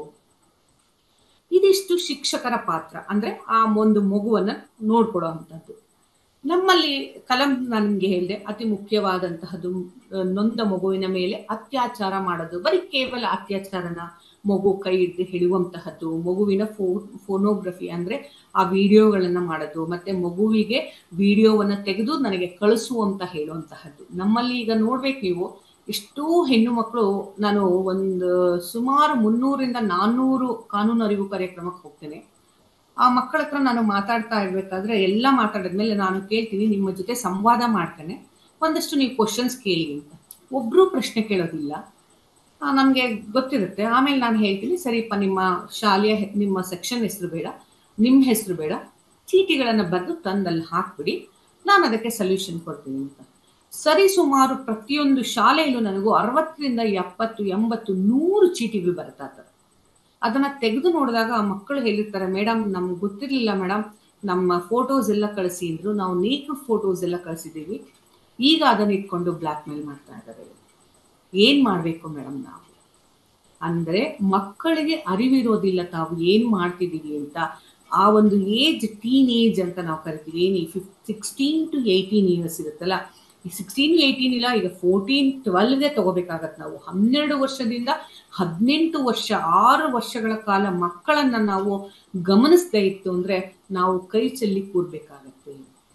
ಈ ಫೋಟೋಗಳನ್ನ ತೆಗೆಸ್ಕೊಳ್ತಾರೆ, ಮತ್ತೆ ಆ ಫೋಟೋಗಳನ್ನ ಆ ಮಗುಗಳಿಂದ ತರಿಸ್ಕೊಂಡು ಅವರ ವಿಡಿಯೋ, ಅಥವಾ ಕೆಲವು ಸತಿ ಅವರೇ ಇದ್ದಾಗೆ ಅವರೇ ವಿಡಿಯೋಗಳನ್ನ ಮಾಡ್ಕೊಳ್ತಾರೆ, ಸೆಲ್ಫಿ ತೆಕ್ಕೊಳ್ತಾರೆ. ಈ ರೀತಿ ಅನೇಕ ಫೋಟೋಗಳನ್ನ ಇಟ್ಕೊಂಡು ಮಕ್ಕಳಿಗೆ ಬ್ಲ್ಯಾಕ್ ಮೇಲ್ ಮಾಡಿ ದುಡ್ಡನ್ನ ತರಿಸ್ಕೊಳ್ಳೋದು, ಈ ರೀತಿ ಒಂದು ಪ್ರಕರಣಗಳು ನಮ್ಮಲ್ಲಿ ಅತಿ ಹೆಚ್ಚಿದೆ. ಅಂಥವ್ರನ್ನ ನಾವು ಸುಮ್ಮನೆ ಬಿಡ್ತೀವ? ಖಂಡಿತವಾಗ್ಲೂ ಇಲ್ಲ. ನಾವು ಅಂಥವರನ್ನ ಆ ರೀತಿ ಹೆಣ್ಣು ಮಕ್ಕಳ ಮೇಲೆ ಅವರ ಮೇಲೆ ದೌರ್ಜನ್ಯ ಮಾಡಿದಿರುವಂತಹಗೆ ಶಿಕ್ಷೆ ಕಟ್ಟಿಟ್ಟ ಬುತ್ತಿ. ನಮ್ಮಲ್ಲಿ ಮಿನಿಮಮ್ 20 ವರ್ಷ, ಮ್ಯಾಕ್ಸಿಮಮ್ ಜೀವಾವಧಿ ಶಿಕ್ಷೆ. ನಮ್ಮಲ್ಲಿ ಸುಮಾರು 41 ಪ್ರಕರಣಗಳಲ್ಲಿ, ತುಮಕೂರಿನ ನ್ಯಾಯಾಲಯದಲ್ಲಿ ನಾವು 41 ಪ್ರಕರಣಗಳಲ್ಲಿ ಶಿಕ್ಷೆಯನ್ನ ಕೊಡಿಸಿದ್ದೇವೆ. ಜೀವಾವಧಿ ಶಿಕ್ಷೆ 3 ಜನ ಕೊಡಿಸಿದ್ದೇವೆ. ಹಾಗೆ 20 ವರ್ಷದ ಶಿಕ್ಷೆ ಸರಿಸುಮಾರು 10 ಜನಕ್ಕೆ, 30 ವರ್ಷದ ಶಿಕ್ಷೆ 5 ಜನಕ್ಕೆ, 10 ವರ್ಷ, 8 ವರ್ಷ, ಹಾಗೆ ಅವರಿಗೆ ಫೈನ್, ದಂಡವನ್ನು ಕೂಡ ಕೆಲವು ಹಾಕಿದೀವಿ. ಮಗುವಿನ ಕೈಯನ್ನ ಎಳೆಯುವುದು, ಮಗುವನ್ನ ಕೆಟ್ಟದಾಗಿ ನೋಡುವಂತಹದ್ದು, ಮಗುವಿಗೆ ಸನ್ನೆಯನ್ನು ಮಾಡಿ ಕರೆಯುವಂತಹದ್ದು, ಹಾಗೆ ಮಗುವಿನ ಮೇಲೆ ಮಗುವಿಗೆ ವಿಡಿಯೋವನ್ನ ಮಾಡಿ ಮಗುವಿನ ಫೋಟೋಗಳನ್ನು, ಮಗುವಿನ ಛಾಯಾಚಿತ್ರಗಳನ್ನ ತೆಗೆಯುವಂತಹದ್ದು, ಇವೆಲ್ಲವನ್ನು ಮಾಡುವಂತಹ ವ್ಯಕ್ತಿಗಳಿಗೆಲ್ಲ ಶಿಕ್ಷೆ ಅನ್ನೋದು ಕಟ್ಟಿಟ್ಟ ಬುತ್ತಿಯಾಗಿರುತ್ತೆ. ಹಾಗಾಗಿ ಶಿಕ್ಷೆಯ ಪ್ರಮಾಣ ಅತಿ ಹೆಚ್ಚು ಇರೋದ್ರಿಂದ ಅವರ ಜೀವನವೂ ನಾಶ ಆಗತ್ತೆ, ಒಂದು ಮಗುವಿನ ಜೀವನವೂ ನಾಶ ಆಗತ್ತೆ. ಹಾಗಾಗಿ ಇದನ್ನ ಮಾಡದೆ ಒಬ್ಬ ಜೀವನದಲ್ಲಿ ಒಬ್ಬ ಸುಸಂಸ್ಕೃತ ವ್ಯಕ್ತಿಯನ್ನಾಗಿ ರೂಪಿಸೋದು ಯಾರ ಕೈಯಲ್ಲಿರುತ್ತೆ ಅಂದ್ರೆ ಶಿಕ್ಷಕರ ಕೈಯಲ್ಲಿರುತ್ತೆ. ಒಬ್ಬ ಶಿಕ್ಷಕ ಒಂದು ಮಗುವನ್ನ ಒಬ್ಬ ಪ್ರಜ್ಞಾವಂತ ವ್ಯಕ್ತಿಯನ್ನಾಗಿ ಕೂಡ ಮಾಡಬಹುದು, ಹಾಗೆ ಆ ಮಗುವಿಗೆ ಏನೂ ಜ್ಞಾನವಿಲ್ಲದೆ ಕೂಡ ಮಾಡಬಹುದು. ಶಿಕ್ಷಕರ ಪಾತ್ರ ಅತಿ ಮುಖ್ಯವಾಗಿರುತ್ತೆ. ನಾವು ಹಾಗಾಗಿ ಶಿಕ್ಷಣ ಅಂತ ಹೇಳ್ತೀವಿ, ಅಂದ್ರೆ ಶಿಕ್ಷಕರೆಲ್ಲಿರ್ತಾರೆ ಅಲ್ಲಿ ನಮಗೆ ನ್ಯಾಯವಿರುತ್ತೆ. ಹಾಗೆ ಇನ್ನು ನೆಕ್ಸ್ಟ್ ಸ್ಟೆಪ್ ಮುಂದಕ್ಕೆ ಹೋದ್ರೆ ನಾವು ಶಿಕ್ಷಕರ ಮೇಲೆ ಪ್ರಕರಣಗಳು ಆಗ್ತಾ ಇದೆಯಾ? ಖಂಡಿತವಾಗ್ಲೂ ಆಗ್ತಾ ಇದೆ. ನಾವು ನೋಡ್ತಾ ಇದೀವಿ ಈಗ ಸರಿಸುಮಾರು ಅತಿ ಹೆಚ್ಚು ಶಿಕ್ಷಕರ ಮೇಲೆ ದೂರು ಬರ್ತಾ ಇದೆ. ನಾನು ಶಿಕ್ಷಕರ ಪರವಾಗೂ ಮಾತಾಡ್ತೀನಿ, ಶಿಕ್ಷಕರು ಮಾಡಿರುವ ತಪ್ಪಿನ ಬಗ್ಗೆ ಕೂಡ ನಿಮ್ಗೆ ಹೇಳ್ತಾ ಹೋಗ್ತೀನಿ. ಹೆಣ್ಣು ಮಕ್ಕಳು ಅಂದ್ರೆ ಒಂದು ಗೌರವದ ಪೂಜ್ಯ ಭಾವನೆ ಇರುತ್ತೆ. ಹೆಣ್ಣು ಮಗು ಇರ್ಬೋದು, ಗಂಡು ಮಗು ಇರ್ಬೋದು. ಅಂತ ಹೆಣ್ಣು ಮಗು ಮತ್ತೆ ಗಂಡು ಮಗುವಿನ ಮೇಲೆ ಶಾಲೆಯಲ್ಲೇ ದೌರ್ಜನ್ಯ ಆಗ್ತಾ ಇದೆ. ಹಾಗೆ ಪ್ರತಿಷ್ಠಿತ ಏನು ರೆಸಿಡೆನ್ಷಿಯಲ್ ಸ್ಕೂಲ್ ಅಂತೀವಿ ಅಲ್ಲಿ ಮಕ್ಕಳ ಮೇಲೆ ದೌರ್ಜನ್ಯ ಆಗ್ತಾ ಇದೆ. ಹಾಗೆ ಶಾಲೆಗಳಲ್ಲಿ ಮಾಸ್ಟರ್ಗಳು ಹೆಣ್ಣು ಮಕ್ಕಳನ್ನ ಕರೆದು ಅವರ ಮೇಲೆ ಅಸಭ್ಯವಾಗಿ ನಡ್ಕೊಳ್ತಾ ಇದ್ದಾರೆ. ಯಾಕೆ ಶಿಕ್ಷಕರು ಈ ರೀತಿ ಮಾಡ್ತಾ ಇದ್ದಾರೆ? ಮದುವೆ ಆಗಿರತ್ತೆ, ಮಕ್ಕಳಿರ್ತಾರೆ, ಆದ್ರೂ ಬೇರೆ ಸಣ್ಣ ಮಗು, ಆ ಮಗು ನಿಮ್ಮನ್ನ ನಂಬಿಕೊಂಡು ವಿದ್ಯೆ ಕಲಿಯಕ್ಕೆ ಅಂತ ಬಂದಿರ್ತಾರೆ. ಅಂತ ವಿದ್ಯೆ ಕಲಿಯುವ ಮಕ್ಕಳ ಮೇಲೆ ಅತ್ಯಾಚಾರವನ್ನ ಮಾಡೋದು ಎಷ್ಟು ಸರಿ? ಆ ಮಕ್ಕಳ ಮೇಲೆ ದೌರ್ಜನ್ಯವನ್ನ ಮಾಡುವುದು ಎಷ್ಟು ನ್ಯಾಯ? ಹಾಗಾಗಿ ಶಿಕ್ಷಕರಲ್ಲಿ ನನ್ನ ಒಂದು ಕಳಕಳಿಯ ರಿಕ್ವೆಸ್ಟ್ ಏನಂದ್ರೆ, ದಯವಿಟ್ಟು ಮಕ್ಕಳ ಮೇಲೆ ದೌರ್ಜನ್ಯವನ್ನ ಮಾಡಬೇಡಿ. ಯಾಕೆಂದ್ರೆ ಆ ಮಕ್ಕಳಿಗೆ ಏನೂ ಪ್ರಪಂಚದ ಅರಿವಿರೋದಿಲ್ಲ. ಶಾಲೆಗೆ ಬಂದಿರ್ತಾರೆ, ಶಾಲೆಯಲ್ಲಿ ಪಾಠವನ್ನ ಕಲಿಬೇಕು ಅಂತ ಬಂದಿರ್ತಾರೆ. ಈ ಪಾಠವನ್ನ ಕಲಿಬೇಕಾದ್ರೆ ನಾವು ರಕ್ಷಕರಾಗಿರ್ಬೇಕೇ ಹೊರತು ಭಕ್ಷಕರಾಗಿರ್ಬಾರ್ದು. ನಾವು ಭಕ್ಷಕರಾದ್ರೆ ಮಕ್ಕಳು ಎಲ್ಲಿಗೆ ಹೋಗ್ಬೇಕು? ನಮ್ಮನ್ನೇ ನಂಬಿಕೊಂಡು ಬಂದು ನಮ್ಮಲ್ಲಿ ವಿದ್ಯೆಯನ್ನು ಕಲಿಯಕ್ಕೆ ಬರುವಂತಹ ಮಕ್ಕಳಿಗೆ ನಾವು ನ್ಯಾಯ ಕೊಡದೇ ಇದ್ರೆ ನಾವು ಆ ಮಕ್ಕಳು ಎಲ್ಲಿ ಹೋಗ್ತಾರೆ? ಇನ್ನು ಕೆಲವು ಸಂದರ್ಭದಲ್ಲಿ ನಾನು ಹೇಳ್ತೀನಿ, ಶಿಕ್ಷಕರದ್ದು ಯಾವುದೇ ತಪ್ಪಿರುವುದಿಲ್ಲ, ಅಲ್ಲಿ ಕೂಡ ಕೆಲವು ಸಂದರ್ಭದಲ್ಲಿ ಈ ರೀತಿ ಕೇಸ್ಗಳನ್ನ ಕೂಡ ಹಾಕುವ ಸಂಭವವು ಅತಿ ಹೆಚ್ಚು ಇರುತ್ತೆ. ಈಗ SDMC ಅಂತ ನಾನು ಕೇಳ್ಪಟ್ಟಿದ್ದೀನಿ, ಆ ಶಾಲೆಯ ಉಸ್ತುವಾರಿಯನ್ನು ವಹಿಸೋದು. ಆ ರೀತಿ ಇರುವಂತಹವರಿಗೂ ಮತ್ತು ಶಾಲೆಯಲ್ಲಿ ತುಂಬಾ ಒಳ್ಳೆ ಶಿಕ್ಷಕರಾಗಿದ್ದು ಅವರು ಶಾಲೆಯಲ್ಲಿ ಈ ರೀತಿ ಇರಬೇಕು, ಈ ರೀತಿ ಇರಬೇಕು, ನೀಟ್ನೆಸ್ ಇರಬೇಕು ಅಂತಂದಾಗ ಅವರಿಬ್ಬರ ನಡುವೆ ವಾಗ್ವಾದ ಆದಾಗ ಅವ್ರೇನ್ ಮಾಡ್ತಾರೆ, ಮಗುವಿನ ಮೇಲೆ ಯಾವುದೋ ಒಂದು ಊರಿನ ಸದಸ್ಯರು ಹೋಗಿ ಆ ಮಗುವಿನ ಮೇಲೆ ಕಂಪ್ಲೇಂಟ್ ಕೊಟ್ಟು ಅದು ಕೋರ್ಟಿಗೆ ಬಂದು ಪೋಕ್ಸೋ ಪ್ರಕರಣ ದಾಖಲಾಗಿ ಎಲ್ಲ ಕೂಡ ಆಗೋ ಆ ರೀತಿಯ ದಾಖಲೆಗಳು ಕೂಡ ಇದೆ. ಈ ರೀತಿ ದಾಖಲೆಗಳು ಕೂಡ ಇದೆ. ಆ ರೀತಿ ಆಗೋಕ್ಕೆ ಮುಂಚೆ ನೀವು ಎಚ್ಚೆತ್ಕೊಂಡ್ರೆ ಒಳ್ಳೇದು. ಯಾಕಂದ್ರೆ ಯಾರಿಗೂ ನಾವು ತಪ್ಪಿತಸ್ಥರಿಗೆ ಶಿಕ್ಷೆ ಕೊಡೋದಿಲ್ಲ. ಕಾನೂನು ಅಂದ್ರೆ ಶಿಕ್ಷೆ ಕೊಡೋದು ಒಂದೇ ಅಲ್ಲ, ಶಿಕ್ಷೆ ಬಿಟ್ಟು ಒಳ್ಳೆಯದನ್ನು ಕೂಡ ನಾವು ಕಾನೂನಿನಲ್ಲಿ ನಾವು ತಿಳಿಸ್ಕೊಡ್ತೇವೆ. ಇನ್ನು ನಾನು ಇಷ್ಟೊತ್ತರೆಗೂ ಪೋಕ್ಸೋ ಇದ್ರ ಬಗ್ಗೆ ಹೇಳಿದೆ. ಗಂಡು ಮಕ್ಕಳ ಮೇಲೆ ನಡಿಗಲ್ವಾ? ನಮ್ಮಲ್ಲಿ ಗಂಡು ಮಕ್ಕಳ ಮೇಲೂ ಕೂಡ ಅತಿ ಹೆಚ್ಚು ದೌರ್ಜನ್ಯಗಳಾಗ್ತಾ ಇದೆ. ಒಂದು ಅನಾಲಿಸಿಸ್ ಪ್ರಕಾರ ನಾವು ಹೋದ್ರೆ 100 ಮಕ್ಕಳಲ್ಲಿ 80% ಅಷ್ಟು ಗಂಡು ಮಕ್ಕಳ ಮೇಲೆ ದೌರ್ಜನ್ಯ ಆದ್ರೆ 20% ಹೆಣ್ಣು ಮಕ್ಕಳ ಮೇಲೆ ಆಗುತ್ತೆ. ಆದ್ರೆ ಗಂಡು ಮಕ್ಕಳ ಮೇಲೆ ಆಗುವ ದೌರ್ಜನ್ಯ ಪ್ರಕರಣಗಳು ಯಾವುದೇ ರೀತಿ FIR ಮಾಡಿಸಲ್ಲ ತಂದೆ ತಾಯಿ. ಕಾರಣ ನನ್ನ ಮಗುವಿನ ಮರ್ಯಾದೆ ಹೋಗುತ್ತೆ, ನನ್ನ ವಂಶದ ಕುಡಿಯ ಹೆಸರು ಹಾಳಾಗುತ್ತೆ ಅಂತ ಹೇಳಿ ಆ ಪ್ರಕರಣವನ್ನ ಅಲ್ಲೇ ಮುಚ್ಚಿಡ್ತಾ ಇದ್ದಾರೆ. ಇನ್ನು ನೆಕ್ಸ್ಟ್ ಸ್ಟೆಪ್ ಬಂತಂದ್ರೆ ನೀವು ನೋಡಬಹುದು, ನಮ್ಮ ಕರ್ನಾಟಕದಲ್ಲಿ ಸುಮಾರು 28,350 ಅಂದಾಜಿನ ಪ್ರಕಾರ ಅಪ್ರಾಪ್ತ ಮಕ್ಕಳು ಗರ್ಭಿಣಿಯರಿದ್ದಾರೆ. ಇದು ನಮಗೆ ಗಣನೆಗೆ ಬಂದಂತಹ ಒಂದು ಲೆಕ್ಕಾಚಾರ. ಗಣನೆಗೆ ಬರದೇ ಇರುವಂತಹದ್ದು ಎಷ್ಟಿರಬಹುದು? ಕಾರಣ 16ರಿಂದ 18 ಪ್ರೀತಿ ಪ್ರೇಮ. ಇದಕ್ಕೆ ಕಡಿವಾಣ ಹಾಕಕ್ಕೆ ಸಾಧ್ಯವಿಲ್ವಾ? ಖಂಡಿತವಾಗಲು ಸಾಧ್ಯವಿದೆ. ಹೇಗೆ ಸಾಧ್ಯವಿದೆ? ಇದಕ್ಕೆ ಎಲ್ಲರೂ ಕೈ ಜೋಡಿಸ್ಬೇಕು. ತಂದೆಯಾದವನು, ತಾಯಿ, ಹಾಗೆ ಗುರುಗಳು, ಶಿಕ್ಷಕರು, ಆ ಶಿಕ್ಷಕರ ಜೊತೆ ಶಾಲೆಯದ ತನ್ನದೇ ಆದಂತಹ ಕಾಂಟ್ರಿಬ್ಯೂಷನ್ ಇರುತ್ತೆ. ಒಂದು ಮಗುವಿಗೆ ನಾವು ಕುರಿತು ಏನಾಗುತ್ತೆ, ತಪ್ಪೇನಿದೆ, ಇದರಿಂದ ಮುಂದೆ ಆಗುವಂತಹ ಪರಿಣಾಮ ಏನು ಅಂತ ಹೇಳಿ ಅವರಿಗೆ ತಿಳಿಸಿದಾಗ ಖಂಡಿತವಾಗ್ಲೂ ಈ ರೀತಿ ಪ್ರಕರಣಗಳು ನಡೆಯೋದೇ ಇಲ್ಲ ಅನ್ನೋದು ನನ್ನ ಉದ್ದೇಶ ಆಗಿದೆ. ಸೊ ಇದಾದ್ಮೇಲೆ ಇದಿಷ್ಟು ನಾವು ಬರೀ ಪೋಕ್ಸೋ ಬಗ್ಗೆ ಮಾತಾಡಿದ್ವಿ. ಈಗ ಬಾಲ್ಯ ವಿವಾಹ ಅಂತ ನೀವು ಕೇಳಿರ್ಬೋದು. ಈ ಬಾಲ್ಯ ವಿವಾಹ ಅನ್ನೋದನ್ನ ನಾವು ಮೊನ್ನೆಯಿಂದ ನೋಡ್ತಾ ಇದೀವಿ ಟಿವಿಯಲ್ಲಿ. ಒಂದು ದೊಡ್ಡ ಇಶ್ಯೂ ಆಗಿದೆ. ಆ ಮಗು ತಲೆಯ ರುಂಡವನ್ನೇ ಕಡ್ದು ಹಾಕ್ಬಿಟ್ರು. ಅಂದ್ರೆ ಆ ಮಗುವಿಗೆ ತನಗೆ ಮದುವೆ ಆಗಕ್ಕೆ ಇಷ್ಟ ಇರಲಿಲ್ಲ. ಈ ವಿಷಯವನ್ನ ಆಕೆ ಮಹಿಳೆ ಮತ್ತು ಮಕ್ಕಳ ಕಲ್ಯಾಣ ಇಲಾಖೆಗೆ ತಿಳಿಸಿದಾಗ ಆ ಮಹಿಳಾ ಮತ್ತು ಮಕ್ಕಳ ಇಲಾಖೆಯವರು ಏನ್ ಮಾಡಿದ್ರು, ಆ ಮದುವೆಯನ್ನ ಬಂದು ನಿಶ್ಚಿತಾರ್ಥವನ್ನ ತಡೆದಿದ್ರು ಅಂತ ಹೇಳಿ. ಸೊ ಈ ಬಾಲ್ಯ ವಿವಾಹಗಳು ಅತಿ ಹೆಚ್ಚು ತಾಂಡಗಳಲ್ಲಿ ನಡೆಯುತ್ತೆ ಅನ್ನೋದು ನನ್ನ ಅಭಿಪ್ರಾಯ ಇದೆ. ಈ ಶಾಲೆಯಲ್ಲಿ ಇರುವಂತಹ ಆ ತಾಂಡ, ಈಗ ಪ್ರತಿಯೊಂದು ಶಾಲೆಗಳ ಶಿಕ್ಷಕರಿಗೂ ಗೊತ್ತಿರುತ್ತೆ ಇಂಥ ಊರಲ್ಲಿ ಈ ರೀತಿ ನಡೆಯುತ್ತೆ ಅಂತ. ಅಲ್ಲಿ ಒಂದು ಬೀದಿ ನಾಟಕಗಳನ್ನ ಮಾಡಿಸಿ, ಅದೇ ರೀತಿ ಒಂದು ಈ ರೀತಿ ಬಾಲ್ಯ ವಿವಾಹ ಮಾಡಿದ್ರೆ ಏನಾಗತ್ತೆ, ಅದರಿಂದ ಯಾರಿಗೆ ತೊಂದ್ರೆ, ಆ ಹೆಣ್ಣು ಮಗು 18 ವರ್ಷದ ಒಳಗೆ ಮದುವೆ ಮಾಡ್ತು ಅಂತಂದ್ರೆ ಆ ಮಗುವಿಗೆ ಜೀವನದಲ್ಲಿ ಹುಟ್ಟುವಂತಹ ಮಗು ಸಾಯ್ಬಹುದು, ಆ ಮಗುವಿಗೆ ತೊಂದರೆ ಆಗತ್ತೆ, ತಂದೆ ತಾಯಿಗಳಿಗೆ ಕೂಡ ಶಿಕ್ಷೆ, ಮದುವೆ ಮಾಡಿಸಿದ ಪುರೋಹಿತನಿಗೆ ಶಿಕ್ಷೆ. ಹಾಗೇನೆ ಆ ಒಂದು ಬಾಲ್ಯ ವಿವಾಹವನ್ನ ಮಾಡಿದಂತಹ ಸಂದರ್ಭದಲ್ಲಿ ಆ ಒಂದು ಹುಡುಗನ ತಂದೆ ತಾಯಿ ಇರಬಹುದು, ಅಲ್ಲಿ ಮದುವೆಗೆ ಅಟೆಂಡ್ ಮಾಡಿದವರು ಕೂಡ, ಈಗ ಹೊಸದಾಗಿ ಬಂದಿದೆ, ಯಾರ್ಯಾರು ಬಾಲ್ಯ ವಿವಾಹಕ್ಕೆ ಹೋಗಿ ಮದುವೆಗೆ ಅಕ್ಷತೆಗಳನ್ನ ಹಾಕಿ ಬರ್ತಾರೆ ಅವರನ್ನು ಕೂಡ ಅಪರಾಧಿಗಳನ್ನಾಗಿ ಆರೋಪವನ್ನು ಹೊರಿಸಬಹುದು ಅಂತ ಇದೆ. ಹಾಗಾಗಿ ಈ ಬಾಲ್ಯ ವಿವಾಹದ ಬಗ್ಗೆ ನಾವು ಮಕ್ಕಳಿಗೆ, ತಂದೆ ತಾಯಿಗೆ, ಪೋಷಕರಿಗೆ ಅರಿವನ್ನ ಕೊಡಬೇಕು. ಕೆಲವು ಕಡೆ ಬಂದಾಗ ಹೇಳ್ತಾರೆ, ಅಯ್ಯೋ ಬಿಡಿ ಮೇಡಮ್, ಪೋಕ್ಸೋ ಕೇಸ್ ಆಗ್ಬಿಟ್ಟಿದೆ, ಅದಕ್ಕೆ ಯಾವ್ದೋ ಒಂದು ಹುಡುಗ ಬರ್ತಾನೆ, ಮದುವೆ ಮಾಡ್ಬಿಡ್ತೀವಿ. ನಾ ಹೇಳ್ದೆ, ಮದುವೆ ಮಾಡ್ಬಿಡ್ತೀರಾ, ನಾಳೆ ಆ ಮಗು, ಆ ತಂದೆ ಆ ಹುಡುಗನ್ಗೆ ಏನಾದ್ರು ಈ ವಿಷಯ ಏನಾದ್ರು ಗೊತ್ತಾದ್ರೆ ಈ ಮಗುವಿನ ಭವಿಷ್ಯ ಏನು? ಅವ್ರೇನ್ ಮಾಡ್ತಾರೆ, ಮನೆಯಿಂದ ಆಚೆ ಕಳಿಸ್ತಾರೆ, ಮತ್ತೆ ನಿಮ್ ಮನೆ ಕರ್ಕೊಂಡ್ ಬಂದು ಇಟ್ಕೊಳ್ತೀರಾ, ಆ ಮಗು ಜೀವನ ಏನಾಗ್ಬೇಕು? ಅದ್ರ ಬದ್ಲಿ ಆ ಮಗುವಿಗೆ ವಿದ್ಯೆಯನ್ನ ಕೊಡ್ಸಿ, ಅವಳ ಕಾಲ್ ಮೇಲೆ ಅವಳು ನಿಂತ್ಕೊಂತಾಳೆ, ದುಡಿಯಂಗ ಆಗ್ತಾಳೆ. ಆಗ ನೀವೇನ್ ಮಾಡೋದು, ಮದ್ವೆ ಹುಡುಗಾನೇ ಹುಡ್ಕೊಂಡ್ ಬಂದು ಮದ್ವೆ ಮಾಡ್ಕೊಳ್ತಾರೆ. ಮದುವೆಗೆ ಅಷ್ಟು ಆಸೆ ಇದೆಯಾ? ಅಷ್ಟು ಅರ್ಜೆಂಟ್ ಇದೆಯಾ ಮದ್ವೆಗೆ? ಯಾಕೆಂದ್ರೆ 18 ವರ್ಷ ಅಂತ ನಾವು ಯಾಕೆ ಒಂದು ವಯಸ್ಸನ್ನ ನಿಗದಿ ಮಾಡಿದ್ದೀವಿ ಅಂದ್ರೆ, ಆ ವಯಸ್ಸಿನ ಒಳಗಡೆ ಮದುವೆ ಮಾಡಿದ್ರೆ ಆ ಮಗುವಿನ ಮನಸ್ಸಿರ್ಬೋದು, ದೈಹಿಕವಾಗಿ ಮಾನಸಿಕವಾಗಿ ಆ ಮಗು ಪರಿಪಕ್ವವಾಗಿರೋದಿಲ್ಲ. ಹಾಗಾಗಿ ಆ ಮಗುವಿನ ಮೇಲೆ ಈ ರೀತಿ ಆದಾಗ ಆ ಒಂದು ದೈಹಿಕವಾಗಿ ಬೆಳವಣಿಗೆ ಇರಬಹುದು ಕುಂಠಿತವಾಗುತ್ತೆ, ಆಕೆ ಗರ್ಭಕೋಶಕ್ಕೆ ಅಪಾಯ ಆಗೋ ಚಾನ್ಸಸ್ ಇರುತ್ತೆ, ಹುಟ್ಟುವ ಮಗು ಸಾಯ್ಬೋದು ಅಥವಾ ಈ ಮಗುನೇ ಸಾಯ್ಬೋದು, ರಕ್ತಹೀನತೆ, ಅನೇಕ ಕಾಯಿಲೆಗಳು ಬರುವಂತಹ ಚಾನ್ಸಸ್ ಕೂಡ ಈ ಬಾಲ್ಯ ವಿವಾಹದಿಂದ ಆಗೋ ಚಾನ್ಸಸ್ ಜಾಸ್ತಿ ಇದೆ. ಹಾಗಾಗಿ ಈ ಒಂದು ಬಾಲ್ಯ ವಿವಾಹವನ್ನ ತಡಿಬೇಕು. ಬಾಲ್ಯ ವಿವಾಹದ ಜೊತೆಗೆ ಪೋಕ್ಸೋ ಕಾಯ್ದೆ ಅಡಿ ಅವರಿಗೆ ದೂರು ದಾಖಲಾಗುತ್ತೆ. ಕಾರಣ ಏನಂತಂದ್ರೆ 18 ವರ್ಷದ ಒಳಗಿರುವಂತಹ ಮಕ್ಕಳು ಬಾಲ್ಯ ವಿವಾಹವನ್ನ 18 ವರ್ಷದ ಒಳಗಡೆ ಮಾಡ್ತು ಅಂತಂದ್ರೆ, ಹುಡುಗಿ ಬಾಲ್ಯ ವಿವಾಹದ ಒಳಗಿರುವಂತಹ ಮಗು ಏನಾಗುತ್ತೆ, ಆ ಮಗು ವಿಕ್ಟಿಮ್ ಆಗ್ತಾಳೆ, ನೊಂದ ಬಾಲಕಿ ಆಗ್ತಾಳೆ. ಮದುವೆಯನ್ನ ಮಾಡಿಸಿದಂತವನ ಕತೆ, ಅವರ ತಂದೆ ತಾಯಿ, ಈ ಹುಡುಗಿಯ ತಂದೆ ತಾಯಿ ಎಲ್ಲರೂ ಆರೋಪದ ಪಟ್ಟವನ್ನ ಹೊತ್ತು ಕೋರ್ಟ್ಗೆ ಬರ್ಬೇಕಾಗತ್ತೆ, ಕೋರ್ಟಲ್ಲಿ ಕೇಸನ್ನು ನಡೆಸಬೇಕಾಗುತ್ತೆ.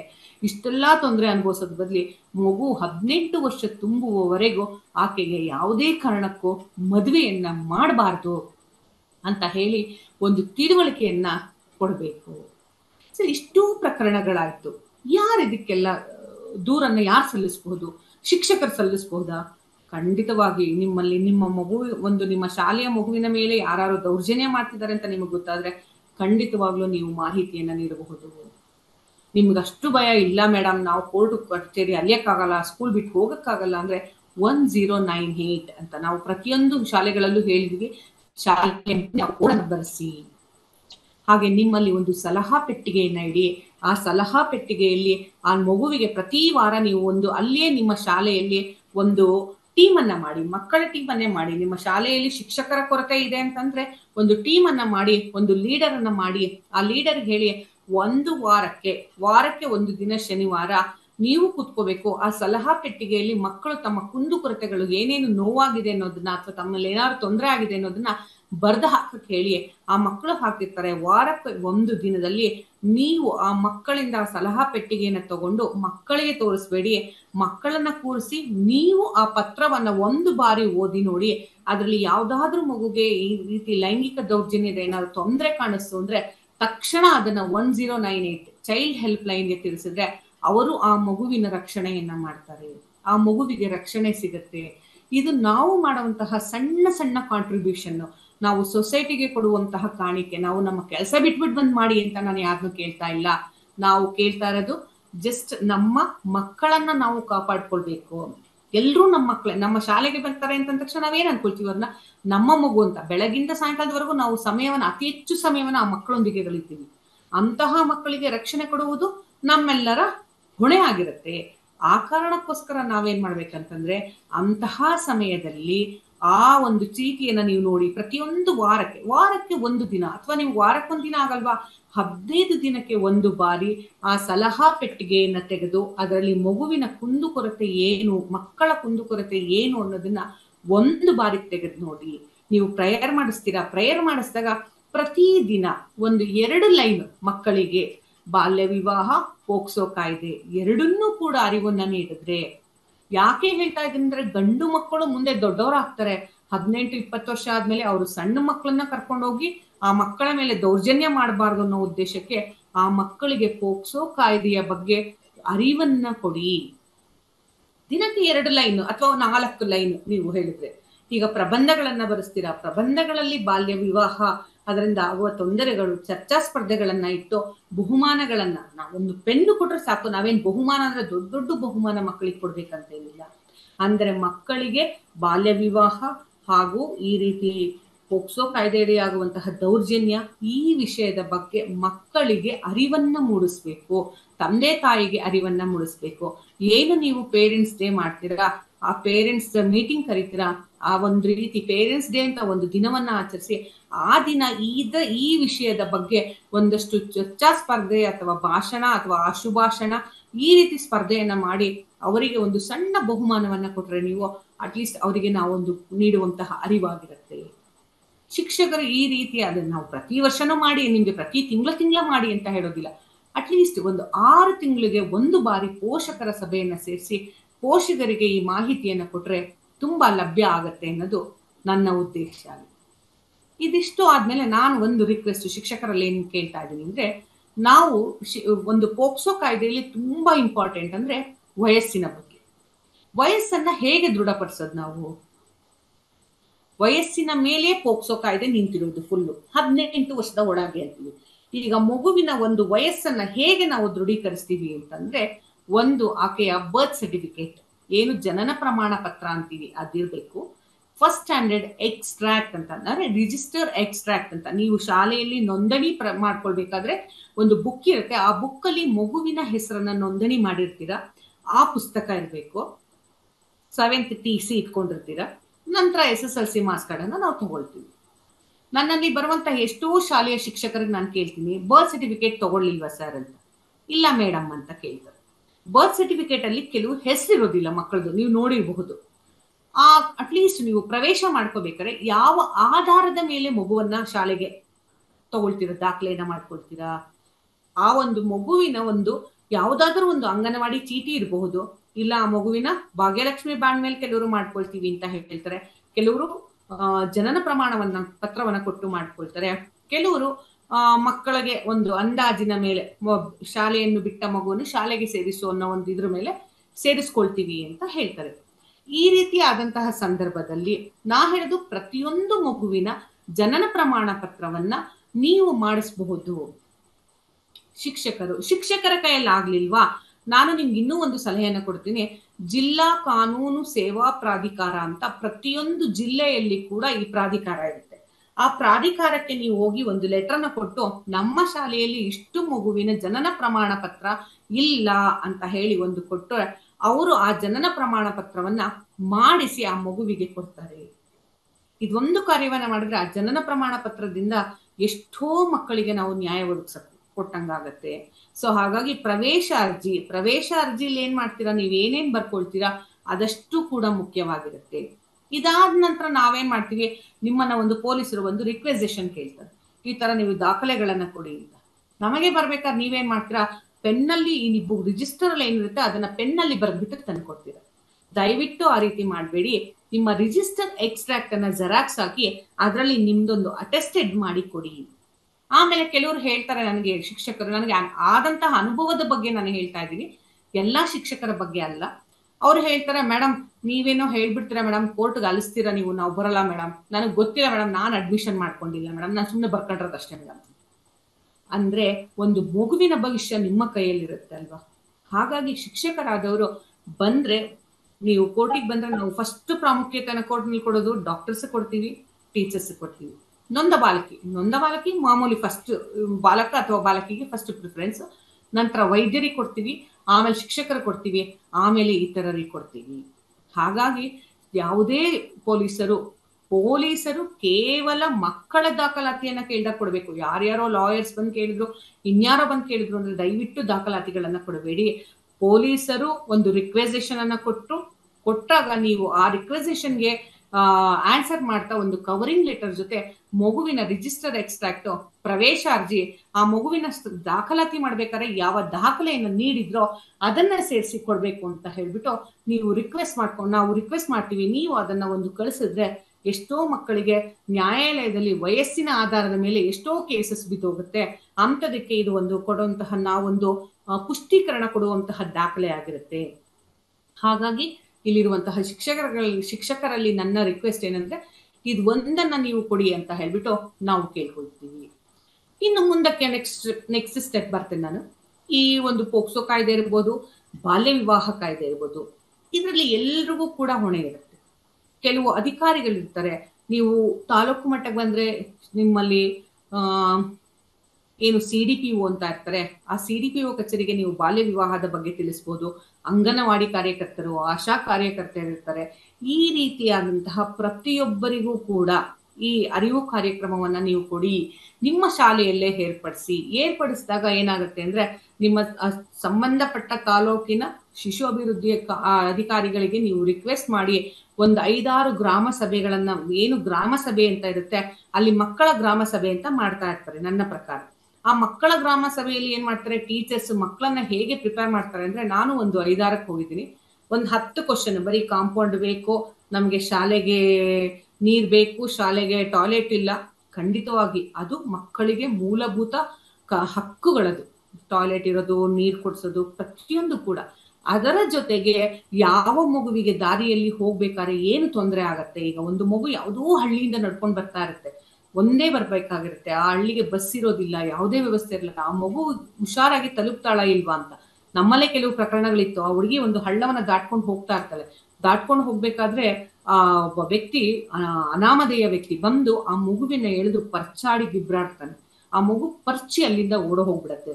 ಅಂದ್ರೆ ಆ ಮಗುವಿನ ಮೇಲೆ ದೌರ್ಜನ್ಯ ಮಾಡೋದಕ್ಕೆ ಬರ್ತಾನೆ, ಆದ್ರೆ ಆ ಮಗು ಅಲ್ಲಿಂದ ತಪ್ಪಿಸ್ಕೊಂಡು ಹೋಗುತ್ತೆ.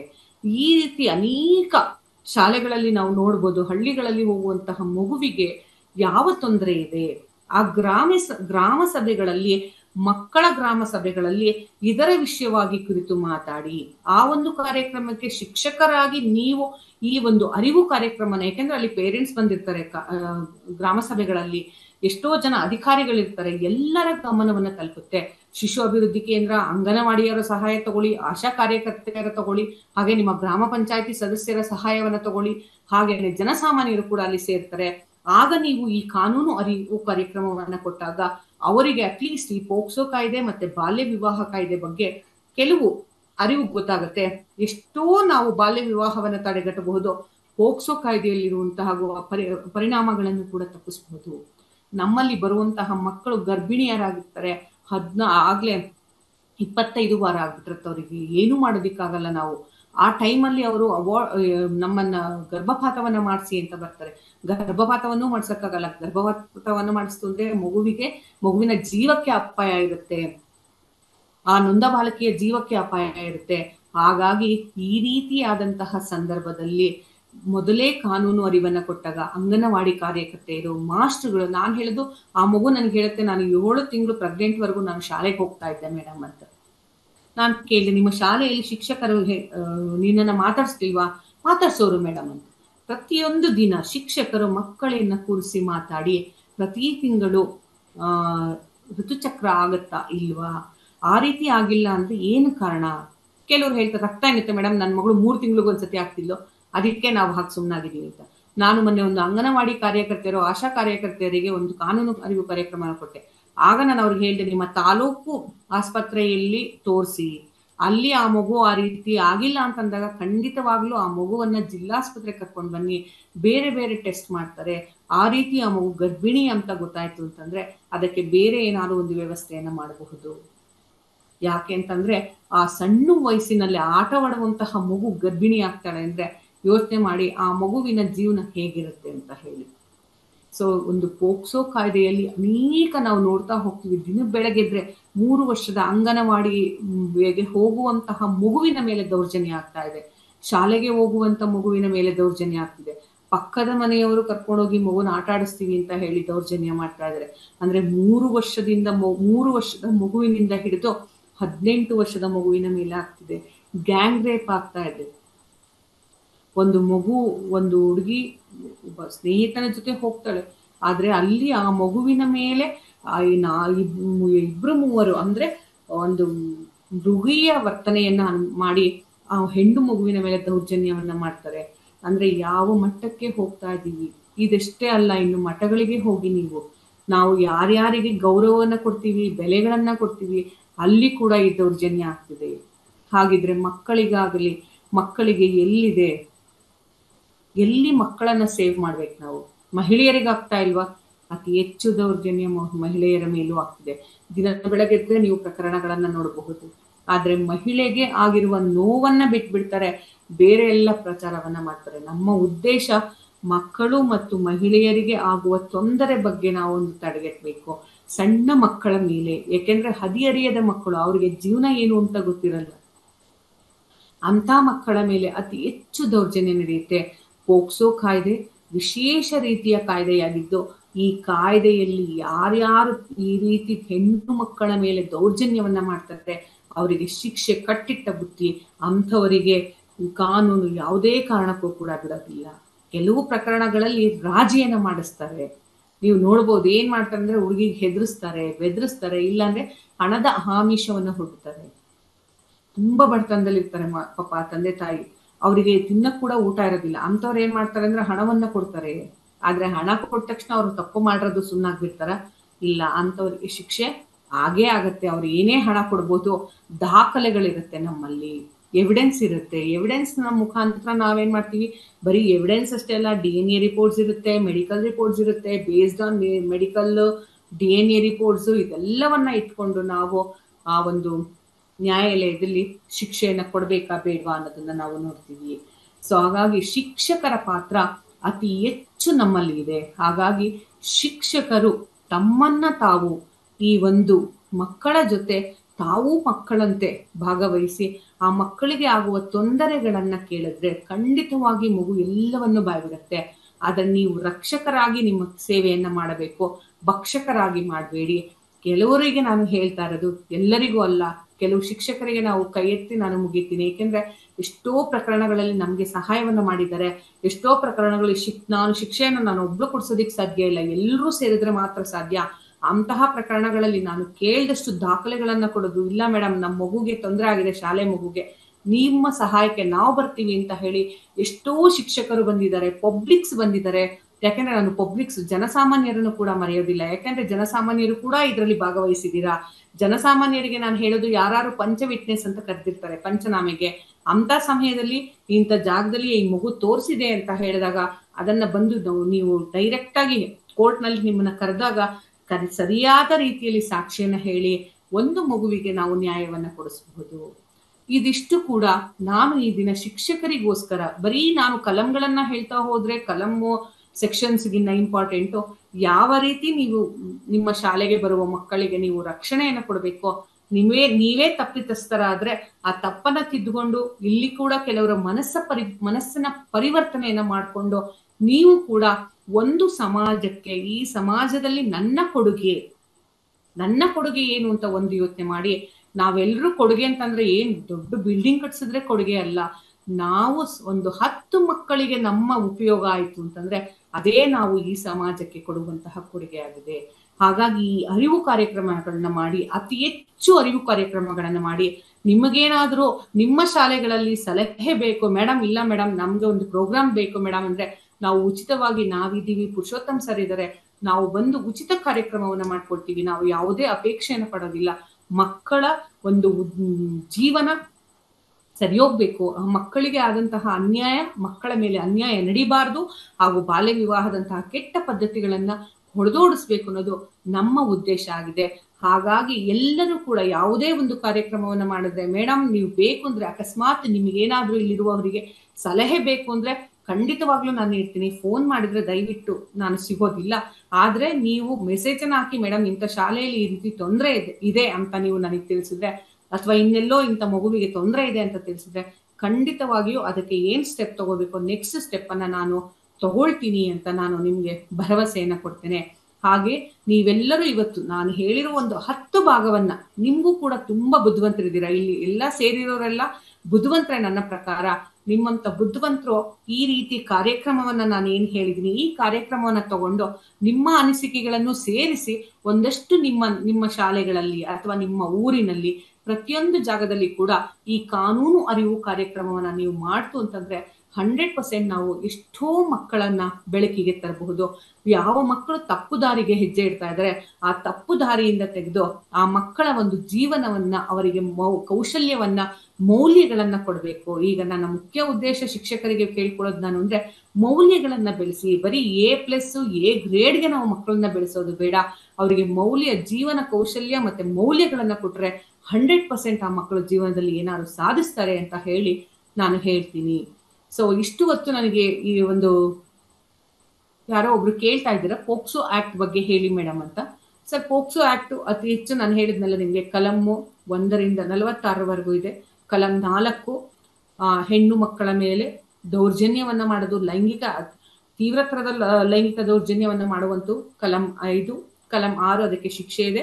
20 ವರ್ಷದಿಂದ ಸುಮಾರು 40 ವರ್ಷದವರೆಗೆ ಅಥವಾ ಜೀವಾವಧಿ ಶಿಕ್ಷೆಯನ್ನು ಕೂಡ ನಾವು ಪೋಕ್ಸೋ ಆಕ್ಟ್ ನಲ್ಲಿ ಕೊಡ್ತೇವೆ ಸರ್.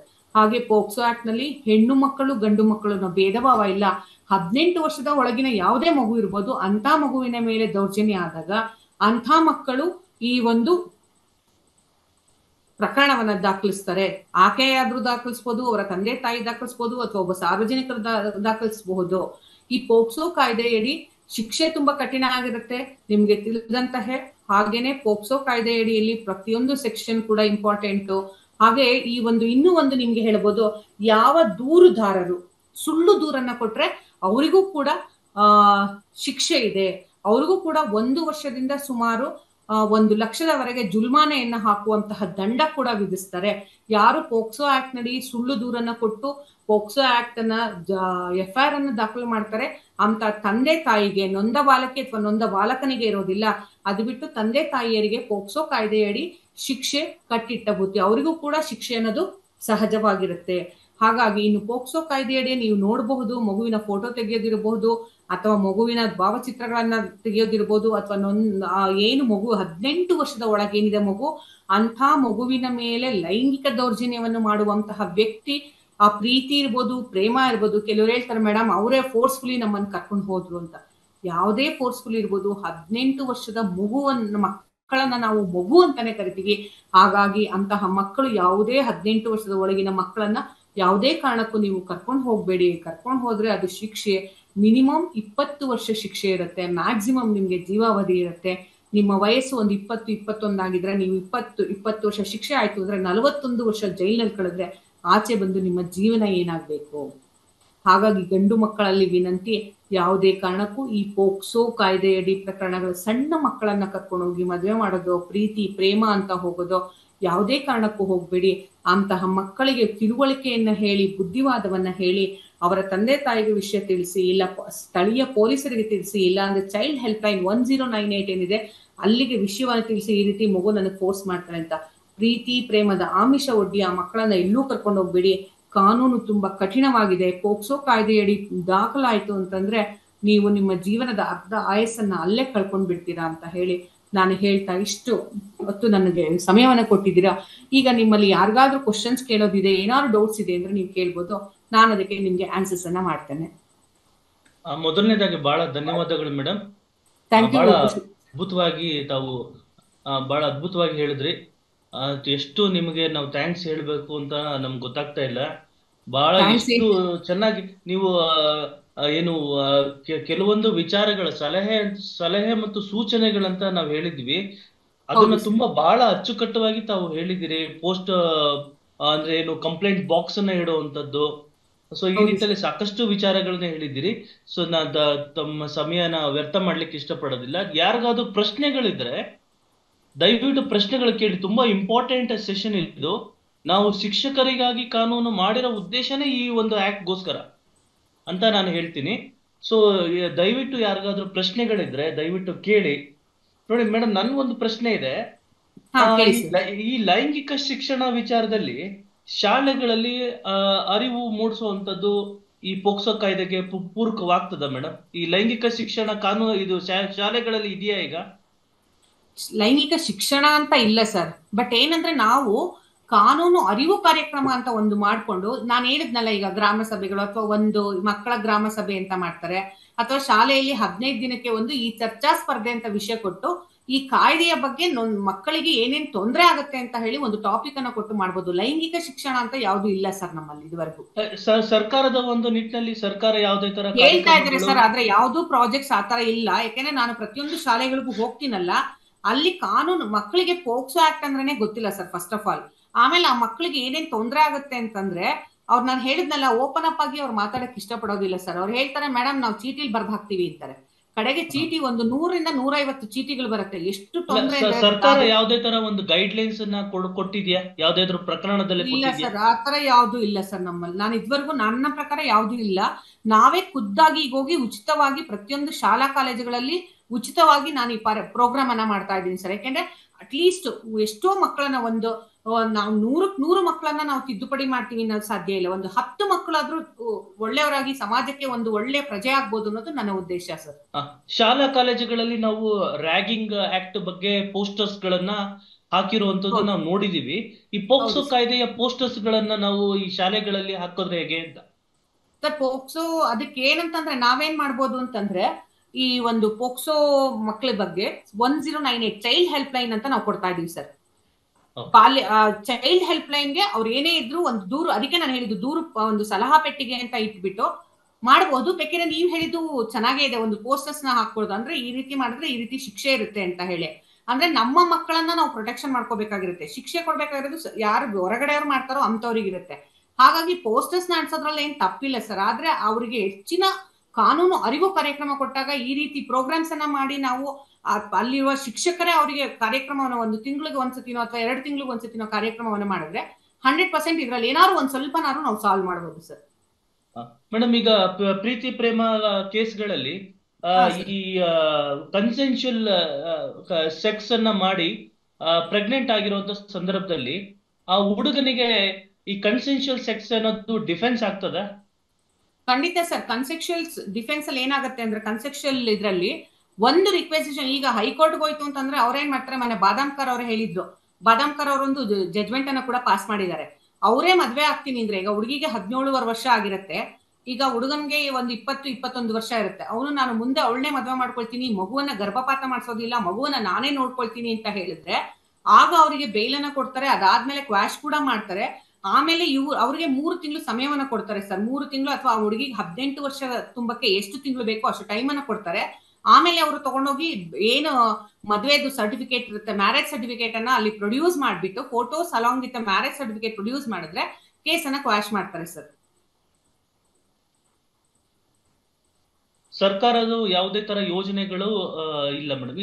ತಾವು ಸರ್ಕಾರಕ್ಕೆ ಈ ಒಂದು ಕಾರ್ಯಕ್ರಮದಲ್ಲಿ ಏನು ಮನವಿ ಮಾಡ್ಲಿಕ್ಕೆ ಇಷ್ಟಪಡ್ತೀರಿ ಮೇಡಮ್? ಸರ್, ಸರ್ಕಾರಕ್ಕೆ ಹೇಳೋದೇನಂತಂದ್ರೆ, ಸರ್ಕಾರದವರು ಕೂಡ ಕೈ ಜೋಡಿಸಿ ಹಲವಾರು ಕಾರ್ಯಕ್ರಮಗಳನ್ನ ಮಾಡಿ, ಈ ತರ ಒಂದು ಕಾನೂನು ಅರಿವು ಕಾರ್ಯಕ್ರಮಗಳನ್ನ ಮಾಡಿ ಶಾಲೆಗಳಲ್ಲಿ ಮಕ್ಕಳಿಗೆ ಈಗ ಎ ಗ್ರೇಡ್ಗೆ ಬರೀ ಪರ್ಸೆಂಟೇಜ್ ಸ್ಕೋರ್ ಮಾಡಿಸೋದಕ್ಕೆ ಮಾತ್ರ ಟ್ರೈ ಮಾಡಿಸ್ತಾ ಇದ್ದಾರೆ ಹೊರತು ಎಷ್ಟೋ ಪ್ರತಿಷ್ಠಿತ ಶಾಲೆಗಳಲ್ಲಿ ಮಕ್ಕಳು ಈ ತೊಂದರೆನ ಅನುಭವಿಸ್ತಾ ಇದ್ದಾರೆ. ಮೊನ್ನೆ ನಮ್ಮ ಮಾನ್ಯ ಮುಖ್ಯಮಂತ್ರಿಗಳೇ ಹೇಳಿದ್ರು 28,000 ಚಿಲ್ಲರೆ ಸಮಥಿಂಗ್ ಅಪ್ರಾಪ್ತ ಗರ್ಭಿಣಿಯರಿದ್ದಾರೆ ನಮ್ಮ ಕರ್ನಾಟಕದಲ್ಲಿ ಅಂತ.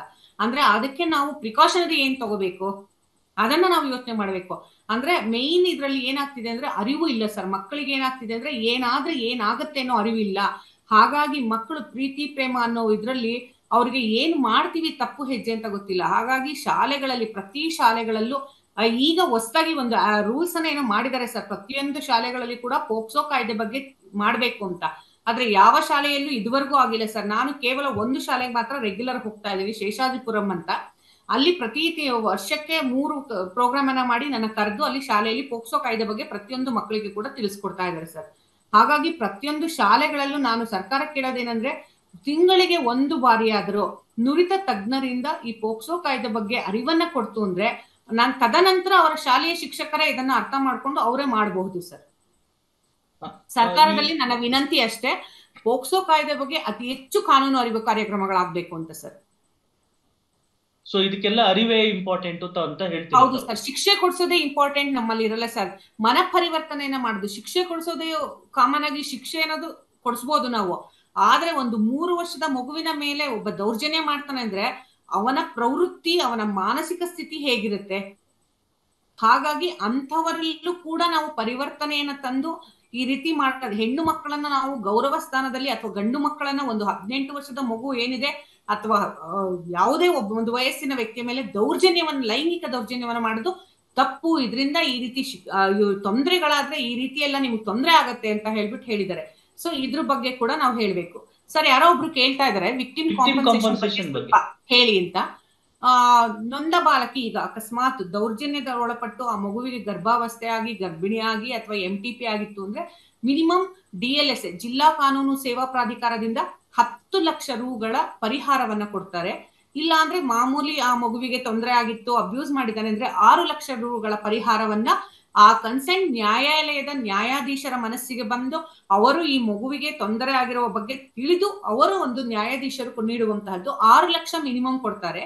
ಅದು ಬಿಟ್ರೆ 10 ಲಕ್ಷ, ಅದಕ್ಕೆ 10 ಲಕ್ಷದವರೆಗೆ ಕೂಡ ಕೊಡ್ತಾರೆ ಸರ್. ಇದಾದ್ಮೇಲೆ ಈಗ ಹೊಸದಾಗಿ ಈಗ ಅಕಸ್ಮಾತ್ ಆರೋಪ ಮಾಡಿದಂತಹ ಆರೋಪಿಗೆ ಆ ದುಡ್ಡು ಕಾಸು ಚೆನ್ನಾಗಿದ್ದು ಅವ್ರಿಗೆ ಅವನ ಹೆಸರಲ್ಲಿ ಪತ್ರಗಳಿದೆ ಅಥವಾ ಅವನ ಹೆಸರಲ್ಲಿ ಆಸ್ತಿಗಳಿದೆ ಅಂದ್ರೆ ಆ ದಾಖಲೆಗಳನ್ನ ಕನ್ಸೆಂಟ್ ಜೂರಿಸ್ಡಿಕ್ಷನ್ ಪೊಲೀಸ್ ಅವರು ತಂದು ನ್ಯಾಯಾಲಯಕ್ಕೆ ನೀಡಿದಾಗ ನ್ಯಾಯಾಲಯವು ಆ ಮಗುವಿನ ಜೀವನದ ಭವಿಷ್ಯಕ್ಕೆ ರೂಪಿಸಕ್ಕೆ ಅಂತ ಹೇಳಿದ್ರೆ ದಂಡವನ್ನು ಕೂಡ ವಿಧಿಸ್ತಾರೆ. ದಂಡ 2 ಲಕ್ಷ, 3 ಲಕ್ಷ, 4 ಲಕ್ಷದವರೆಗೆ ಕೂಡ ವಿಧಿಸಬಹುದು. ಮೊನ್ನೆ ರೀಸೆಂಟ್ ಆಗಿ ನಮ್ಮಲ್ಲೇ ಒಂದು ಕೇಸಲ್ಲಿ ಒಬ್ಬ ವ್ಯಕ್ತಿಗೆ 2 ಲಕ್ಷ ದಂಡ ಹಾಕಿದೀವಿ. 6 ಲಕ್ಷ ರೂಪಾಯಿ ದಂಡ ಪ್ಲಸ್ 4 ಲಕ್ಷ ರೂಪಾಯಿ ಪರಿಹಾರವನ್ನು ಕೊಟ್ಟು 10 ಲಕ್ಷ ರೂಪಾಯಿ ಒಟ್ಟಾರೆ ದಂಡವನ್ನ ಹಾಕಿದೀವಿ ಸರ್. ಆ ಮಗುವಿಗೆ ಪರಿಹಾರವನ್ನ ಕೊಡ್ಸಿದೀವಿ ದಂಡದ ರೂಪದಲ್ಲಿ. ಸರ್ ಕೋರ್ಟ್ ಪ್ರೊಸೀಜರ್ ಬಗ್ಗೆ ಹೇಳ್ತಾರೆ. ಪೋಕ್ಸೋ ನ್ಯಾಯಾಲಯ ನಡೆಯೋದು ಒಂದು ವಿಶೇಷ ರೀತಿಯಲ್ಲಿ ನಡೆಯುತ್ತೆ. ಪೋಕ್ಸೋ ನ್ಯಾಯಾಲಯ ಏನಂತಂದ್ರೆ ಓಪನ್ ಕೋರ್ಟ್ ಇರೋದಿಲ್ಲ. ನೀವು ಬೇರೆ ಕೋರ್ಟ್ಗಳಲ್ಲಿ ನೋಡ್ಬೋದು, ನಮ್ಮಲ್ಲಿ ಇನ್ ಕ್ಯಾಮ್ರಾ ಪ್ರೊಸೀಡಿಂಗ್ಸ್ ಅಂತ ನಾವು ಹೇಳ್ತೀವಿ. ಅಂದ್ರೆ ನೊಂದ ಬಾಲಕಿಯನ್ನ ಯಾರಿಗೂ ಕೂಡ ತೋರ್ಸೋದಿಲ್ಲ, ಕೇವಲ ಆರೋಪಿ ಪರ ವಕೀಲರು ಒಬ್ರು ಮಾತ್ರ ಇರ್ಬೋದು. ಅವರು 5-6 ಜನ, ಈಗ 5-6 ಅಡ್ವೊಕೇಟ್ಗಳಿತ್ತು ಅಂದ್ರೆ ಆಗ 2-3 ಮಾತ್ರ ನಾವು ಪರ್ಮಿಷನ್ ಕೊಡ್ತೀವಿ. ಒಳಗಡೆ ಮಗು ಕೂತಿರುತ್ತೆ, ಮಗುವಿಗೆ ಪ್ರಶ್ನೆಯನ್ನ ನೇರವಾಗಿ ವಕೀಲರು ಕೇಳುವಾಗಿಲ್ಲ, ಆಪೋಸಿಟ್ ಅವರು ಅದನ್ನ ಅವರು ಜಡ್ಜಿಗೆ ಕೇಳ್ಬೇಕು. ನ್ಯಾಯಾಧೀಶರು ಆ ಪ್ರಶ್ನೆಯನ್ನ ಆ ಮಗುವಿಗೆ ಕೇಳ್ತಾರೆ. ಆ ಮಗುವಿಗೆ ಭಯ ಅನ್ಸಿದ್ರೆ ಜಡ್ಜು ಅವರ ಪಕ್ಕನೆ ಕೂರಿಸ್ಕೊಂಡು ಕ್ವಶನ್ ಗಳನ್ನ ಕೇಳ್ಬೋದು. ಅತಿ ಸಣ್ಣ ಮಕ್ಕಳನ್ನ ಜಡ್ಜು ಅವರ ಪಕ್ಕನೆ ಕುತ್ಕೊಂಡು ಕೇಳ್ತಾರೆ. ಇನ್ನೂ ಸಣ್ಣ ಮಕ್ಳಿರ್ತಾರೆ, ಅವ್ರಿಗೆ ಮಾತಾಡೋದಿಕ್ ಬರೋದಿಲ್ಲ, ಅಷ್ಟೊಂದು ತಿಳುವಳಿಕೆ ಇಲ್ಲ ಅಂದ್ರೆ ನಮ್ಮಲ್ಲೇ ನಾವು ಒಂದು ಸಪೋರ್ಟಿವ್ ಪರ್ಸನ್ ಅಂತ ಹೇಳ್ತೀವಿ. ಸೊ ಸಪೋರ್ಟಿವ್ ಪರ್ಸನ್ ಅನ್ನ ನಾವೇನ್ ಮಾಡ್ತೀವಿ ಅಂದ್ರೆ ಈ ನುರಿತ ಮಕ್ಕಳ ತಜ್ಞರು ಇರ್ತಾರೆ, ನುರಿತ ಸೈಕಾಲಜಿಸ್ಟ್ ಅಂತ ನಾವೇನ್ ಹೇಳ್ತೀವಿ, ಅವ್ರು ಇರ್ತಾರೆ. ಈಗ ಕೆಲವರಿಗೆ ಭಾಷೆ ಮಾತಾಡೋದಿಕ್ ಬರಲ್ಲ, ಅಂತವ್ರಿಗೆ ಈ ಭಾಷಾಂತರಿಕಾರರು ಅಂತ ಇರ್ತಾರೆ. ಅದ್ರ ಜೊತೆಗೆ ಇನ್ನ ಕೆಲವು ಮಕ್ಳು ಇರ್ತಾರೆ ಡೆಮ್ ಅಂಡ್ ಡೆಫ್ ಅಂತ ಇರ್ತಾರೆ. ಅವರಿಗೆ ನಾವು ಏನ್ ಈ ಡೆಮ್ ಅಂಡ್ ಡೆಫ್ ಎಕ್ಸ್ಪರ್ಟ್ಸ್ ಇರ್ತಾರೆ ಅಂಥವ್ರನ್ನ ಕರೆಸಿ ಅಂಥವರ ಮುಖಾಂತರ ಅವರ ಎವಿಡೆನ್ಸ್ ಗಳನ್ನ, ಅವರ ಹೇಳಿಕೆಗಳನ್ನ ತಗೊಳ್ತೀವಿ. ಹಾಗಾಗಿ ಕೋರ್ಟ್ ಅಲ್ಲಿ ಕಂಪ್ಲೀಟ್ ಇನ್ ಕ್ಯಾಮ್ರಾ ಇರುತ್ತೆ. ಯಾವುದೇ ಕಾರಣಕ್ಕೂ ನೊಂದ ಬಾಲಕಿ ಇವಳೆ ಅಂತ ಯಾರಿಗೂ ಕೂಡ ನಾವು ತೋರ್ಸೋದಿಕ್ಕೆ ಹೋಗೋದಿಲ್ಲ. ಆ ಮಗುವನ್ನ ಕೂರಿಸಿ ಆ ಮಗುವಿಗೆ ತನ್ನ ತಾಯಿ ಯಾರು ಜೊತೆಲಿ ಇರ್ಬೇಕು ಅಂತ ಹೇಳಿದ್ರೆ ಅಂತ ಮಗುವನ್ನ ನಾವು ಕೂರಿಸ್ಕೊಂಡು ಅಲ್ಲಿ ನಾವು ಆ ಮಗುವಿನ ಹೇಳಿಕೆಯನ್ನ ಪಡ್ಕೊಳ್ತೀವಿ ಸರ್. ಪ್ರಶ್ನೆಗಳೇನಾದ್ರೂ ಇದೆಯಾ? ಬೇರೆ ಪ್ರಶ್ನೆಗಳಿದಾವ? ದಯವಿಟ್ಟು ಕೇಳಿ. ಯಾರೋ ಆಗ್ಲೇ SC/ST ಕಾಂಪನ್ಸೇಷನ್ ಕೇಳ್ತಾ ಇದ್ರು ಸರ್. ಯಾವುದೇ FIR ಆದ ತಕ್ಷಣ SC/ST ಮಗುವಿನ ಮೇಲೆ ಒಂದು ದೌರ್ಜನ್ಯವನ್ನ ಮಾಡಿದಾಗ ಆ ಮಗುವಿಗೆ 1.5 ಲಕ್ಷ ರೂಪಾಯಿಗಳನ್ನ ಅವರ ಅಕೌಂಟ್ ಹೋಗಿರುತ್ತೆ. ಕೆಲವರು ಅಕೌಂಟ್ ಅನ್ನ ನೋಡಿರೋದಿಲ್ಲ, ಹಾಗಾಗಿ ಅವ್ರು ನಮ್ಗೆ ಹಣ ಬಂದಿಲ್ಲ ಅಂತಾರೆ. ಆದ್ರೆ ಸಮಾಜ ಕಲ್ಯಾಣ ಇಲಾಖೆಯಿಂದ ಆಲ್ರೆಡಿ ಅವರ ಅಕೌಂಟಿಗೆ ಹಣವನ್ನ ಹಾಕಿರ್ತಾರೆ ಸರ್. FIR ದಾಖಲಾದ ತಕ್ಷಣವೇ ಅಲ್ಲಿ ಹಣ ಹೋಗಿರುತ್ತೆ.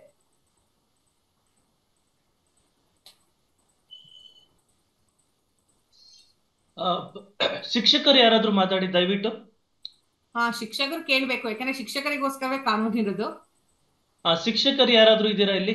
ಸುಲೋಚನಾ ಮೇಡಮ್, ವಾಣಿಶ್ರೀ ಮೇಡಮ್, ತಾವು ಶಿಕ್ಷಕರ ಮಾತಾಡಿ. ನೀವು ಅಂಜಿಕೆಯನ್ನ ಪಡಬಾರ್ದು, ಮುಕ್ತವಾಗಿ ಮಾತಾಡಿ. ಯಾವುದೇ ಅಂಜಿಕೆಯನ್ನ ನೀವು ಇಟ್ಕೋಬೇಡಿ. ಮೇಡಮ್, ಇದು ಉಚಿತ ಕಾನೂನು, ನಿಮಗೋಸ್ಕರನೇ ನಾವು ಮಾಡ್ತಾ ಇರೋದು. ನೀವು ಕೇಳುವ ಪ್ರಶ್ನೆ ನಮ್ಗೆ ಒಂಥರ ಖುಷಿ ಆಗುತ್ತೆ. ಇಲ್ಲಾಂದ್ರೆ ನೀವು ನಾವು ಯಾವುದೇ ಮುಜುಗರನ್ನ ಪಡುವಂತ ಅವಶ್ಯಕತೆ ಇಲ್ಲ. ಅವಶ್ಯಕತೆ ಇಲ್ಲ.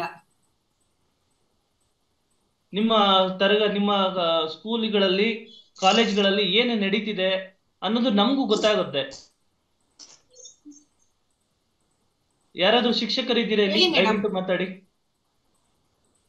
ಅನ್ನಪೂರ್ಣ ಅವರು ಮಾತಾಡಿ ಮೇಡಮ್.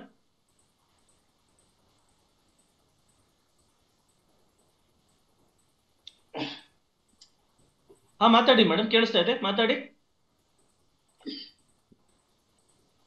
ಅನ್ನಪೂರ್ಣ ಅಂತ ಹೇಳಿ ಅವ್ರದ್ದು ಓಪನ್ ಮಾಡ್ಕೊಂಡಿದ್ದಾರೆ, ಅವರು ಅನ್ಮ್ಯೂಟ್ ಮಾಡ್ಕೊಂಡಿದ್ದಾರೆ. ಅನ್ನಪೂರ್ಣ ಅವರು ಮಾತಾಡಿ ಮೇಡಮ್, ಮಾತಾಡಿ. ಹಲೋ ಮೇಡಮ್, ನಾನೊಂದು ಕ್ವಶನ್ ಕೇಳ್ಬೋದಾ? ನನ್ನ ಹೆಸರು ರಾಧಾ ಕೇಳಿಮ್ಮ. ಮಾತಾಡ್ಬೇಕು. ಹಾ ಕೇಳಿ ಮೇಡಮ್. ರಾಧಾ ಮೇಡಮ್ ಅವರೇ, ರಾಧಾ ಅವರು ಆಕ್ಟಿವ್ ಆಗಿದ್ರು, ಅವ್ರು ಕೇಳಿ. ಮೇಡಮ್ ಹೇಳಿ ಮೇಡಮ್. ಈಗ ನಾ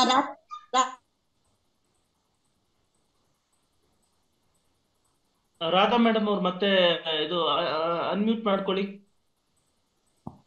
ಅನ್ನಪೂರ್ಣ ಅವ್ರು ಮಾತಾಡಿ ಮೇಡಮ್. ಮಾತಾಡಿ ಮಾತಾಡಿ.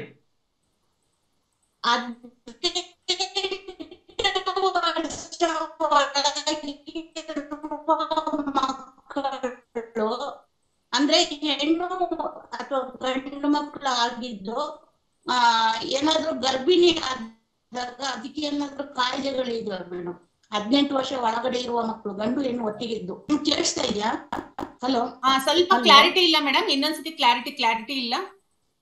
ಈಗ 18 ವರ್ಷ ಒಳಗಿನ ಮಕ್ಕಳು ಲವ್ ಮಾಡ್ಕೊಂಡು ಪ್ರೆಗ್ನೆಂಟ್ ಆದಾಗ, ಅಂದ್ರೆ ಹೆಣ್ಣಿಗೂ 18 ವರ್ಷ, ಗಂಡು ಮಗುಗೂ 18 ವರ್ಷ ಇದ್ದಾಗ, 18 ವರ್ಷ ಒಳಗಡೆ ಇದ್ದಾಗ, ಸಪೋಸ್ 15 ವರ್ಷ ಇದ್ದಾಗ, ಅಂತ ಮಕ್ಕಳಿಗೆ ಯಾವ ರೀತಿ ಕಾನೂನು ಇದೆ ಮೇಡಮ್? ಜುವೆನೈಲ್ ಬೋರ್ಡ್, ಬಾಲ ನ್ಯಾಯ ಮಂಡಳಿ ಅಂತ ಇರುತ್ತೆ, ಅಲ್ಲಿ ಕೇಸು ದಾಖಲಾಗುತ್ತೆ. 18 ವರ್ಷದ ಒಳಗಿರುವ ಹುಡುಗ, 18 ವರ್ಷದ ಒಳಗಿರುವ ಹುಡುಗಿ, ಅವರಿಬ್ರು ಆ ಮಗು, ಹೆಣ್ಣು ಮಗು 14-15 ವರ್ಷದೊಳಗಿದ್ದು, ಹುಡುಗ 18 ವರ್ಷದ ಒಳಗಿತ್ತು ಅಂದ್ರೆ ಬಾಲ ನ್ಯಾಯ ಮಂಡಳಿ ಅಂತ ಇದೆ. ಆ ಬಾಲ ನ್ಯಾಯ ಮಂಡಳಿಯಲ್ಲಿ ಈ ಒಂದು ಪ್ರಕರಣ ದಾಖಲಾಗಿ ಅಲ್ಲಿ ಆ ಪ್ರಕರಣ ನಡೆಯುತ್ತೆ ಮೇಡಮ್.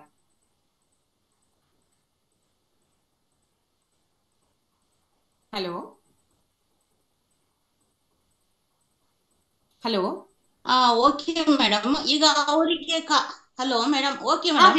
ಈಗ ಅವರಿಗೆ ಈಗ ಅಕಸ್ಮಾತ್ ಈಗ ಮಗು ಏನಾದ್ರು ಹುಟ್ಟು ಅಂತ ಹೇಳಿದ್ರೆ ಅವ್ರಿಗೆ ಯಾವ ರೀತಿ ಅವ್ರಿಗೆ ಪರಿಹಾರ ಏನಾದ್ರು ಒದಗಿಸ್ಕೊಡೋ ರೀತಿ ಏನಾದ್ರು ಇದೆಯಾ ಮೇಡಮ್? ಬಾಲ ನ್ಯಾಯ ಮಂಡಳಿಯಲ್ಲಿ ಅವರ ಪ್ರಕಾರ ಅವರಿಗೂ ಕೂಡ ಇರುತ್ತೆ ಮೇಡಮ್. ಶಿಕ್ಷೆ ಆದಾಗ ಮಾತ್ರ, ಅಲ್ಲಿ ಕೇವಲ 3 ವರ್ಷ ಅಷ್ಟೇ ಶಿಕ್ಷೆ ನಮ್ಮಲ್ಲಿ ಬಾಲ ನ್ಯಾಯ ಮಂಡಳಿಯಲ್ಲಿ. ಅಕಸ್ಮಾತ್ ಹುಡುಗಂಗೆ 16ರಿಂದ 18 ವರ್ಷ ಆಗಿತ್ತು ಅಂದ್ರೆ ಅವನ ಒಂದು ಸಾಮಾಜಿಕ ಒಂದು ರಿಪೋರ್ಟ್ ಅನ್ನ ತಗೊಳ್ತಾರೆ, ಮತ್ತೆ ವೈದ್ಯರ ಪ್ರಿಲಿಮಿನರಿ ಅಸೆಸ್ಮೆಂಟ್ ಅಂತ ನಾವು ಹೇಳ್ತೀವಿ, ಅದನ್ನ ತಗೊಂಡು ಇಲ್ಲಿ ಚಿಲ್ಡ್ರನ್ಸ್ ಕೋರ್ಟ್ ಅಲ್ಲಿ ಅದನ್ನ ಮಾಡ್ತಾರೆ ಮೇಡಮ್. ಅಲ್ಲಿ ನೊಂದ ಬಾಲಕಿಯವರು ಅಂದ್ರೆ ಅವರು ಕೇಸನ್ನ ನಡೆಸಿ ದಾಖಲೆ ಆದಾಗ, ಅವನಿಗೆ ಶಿಕ್ಷೆ ಆರೋಪ ಆದಾಗ ನೊಂದ ಬಾಲಕಿಗೆ ಪರಿಹಾರ ಇರುತ್ತಮ್ಮ. ಅಕಸ್ಮಾತ್ SC/ST ಆಕ್ಟ್ ಕೆಳಗಡೆ ಅಲ್ಲಿ ದಾಖಲಾಯ್ತು ಅಂದ್ರೆ ಅಲ್ಲಿ ಕೂಡ ಅವರಿಗೆ SC/ST ಆಕ್ಟ್ ಅಂದ್ರೆ ಸಮಾಜ ಕಲ್ಯಾಣ ಇಲಾಖೆಯಿಂದ ಅವರಿಗೆ ಪರಿಹಾರವನ್ನ ಕೊಡ್ತಾರೆ. Okay madam, thank you. Radha madam ಏನೋ ಕೇಳ್ಬೇಕು ಅಂತಿದ್ರು. ಅನ್ನಪೂರ್ಣ ಮೇಡಮ್ ಅವರು. ಅನ್ನಪೂರ್ಣ, ಓಕೆ ಮೇಡಮ್, ತಾವು ಅನ್ಮ್ಯೂಟ್ ಮಾಡ್ಕೊಳ್ಳಿ. ಅನ್ನಪೂರ್ಣ ಅವರೇ ಕೇಳಿ.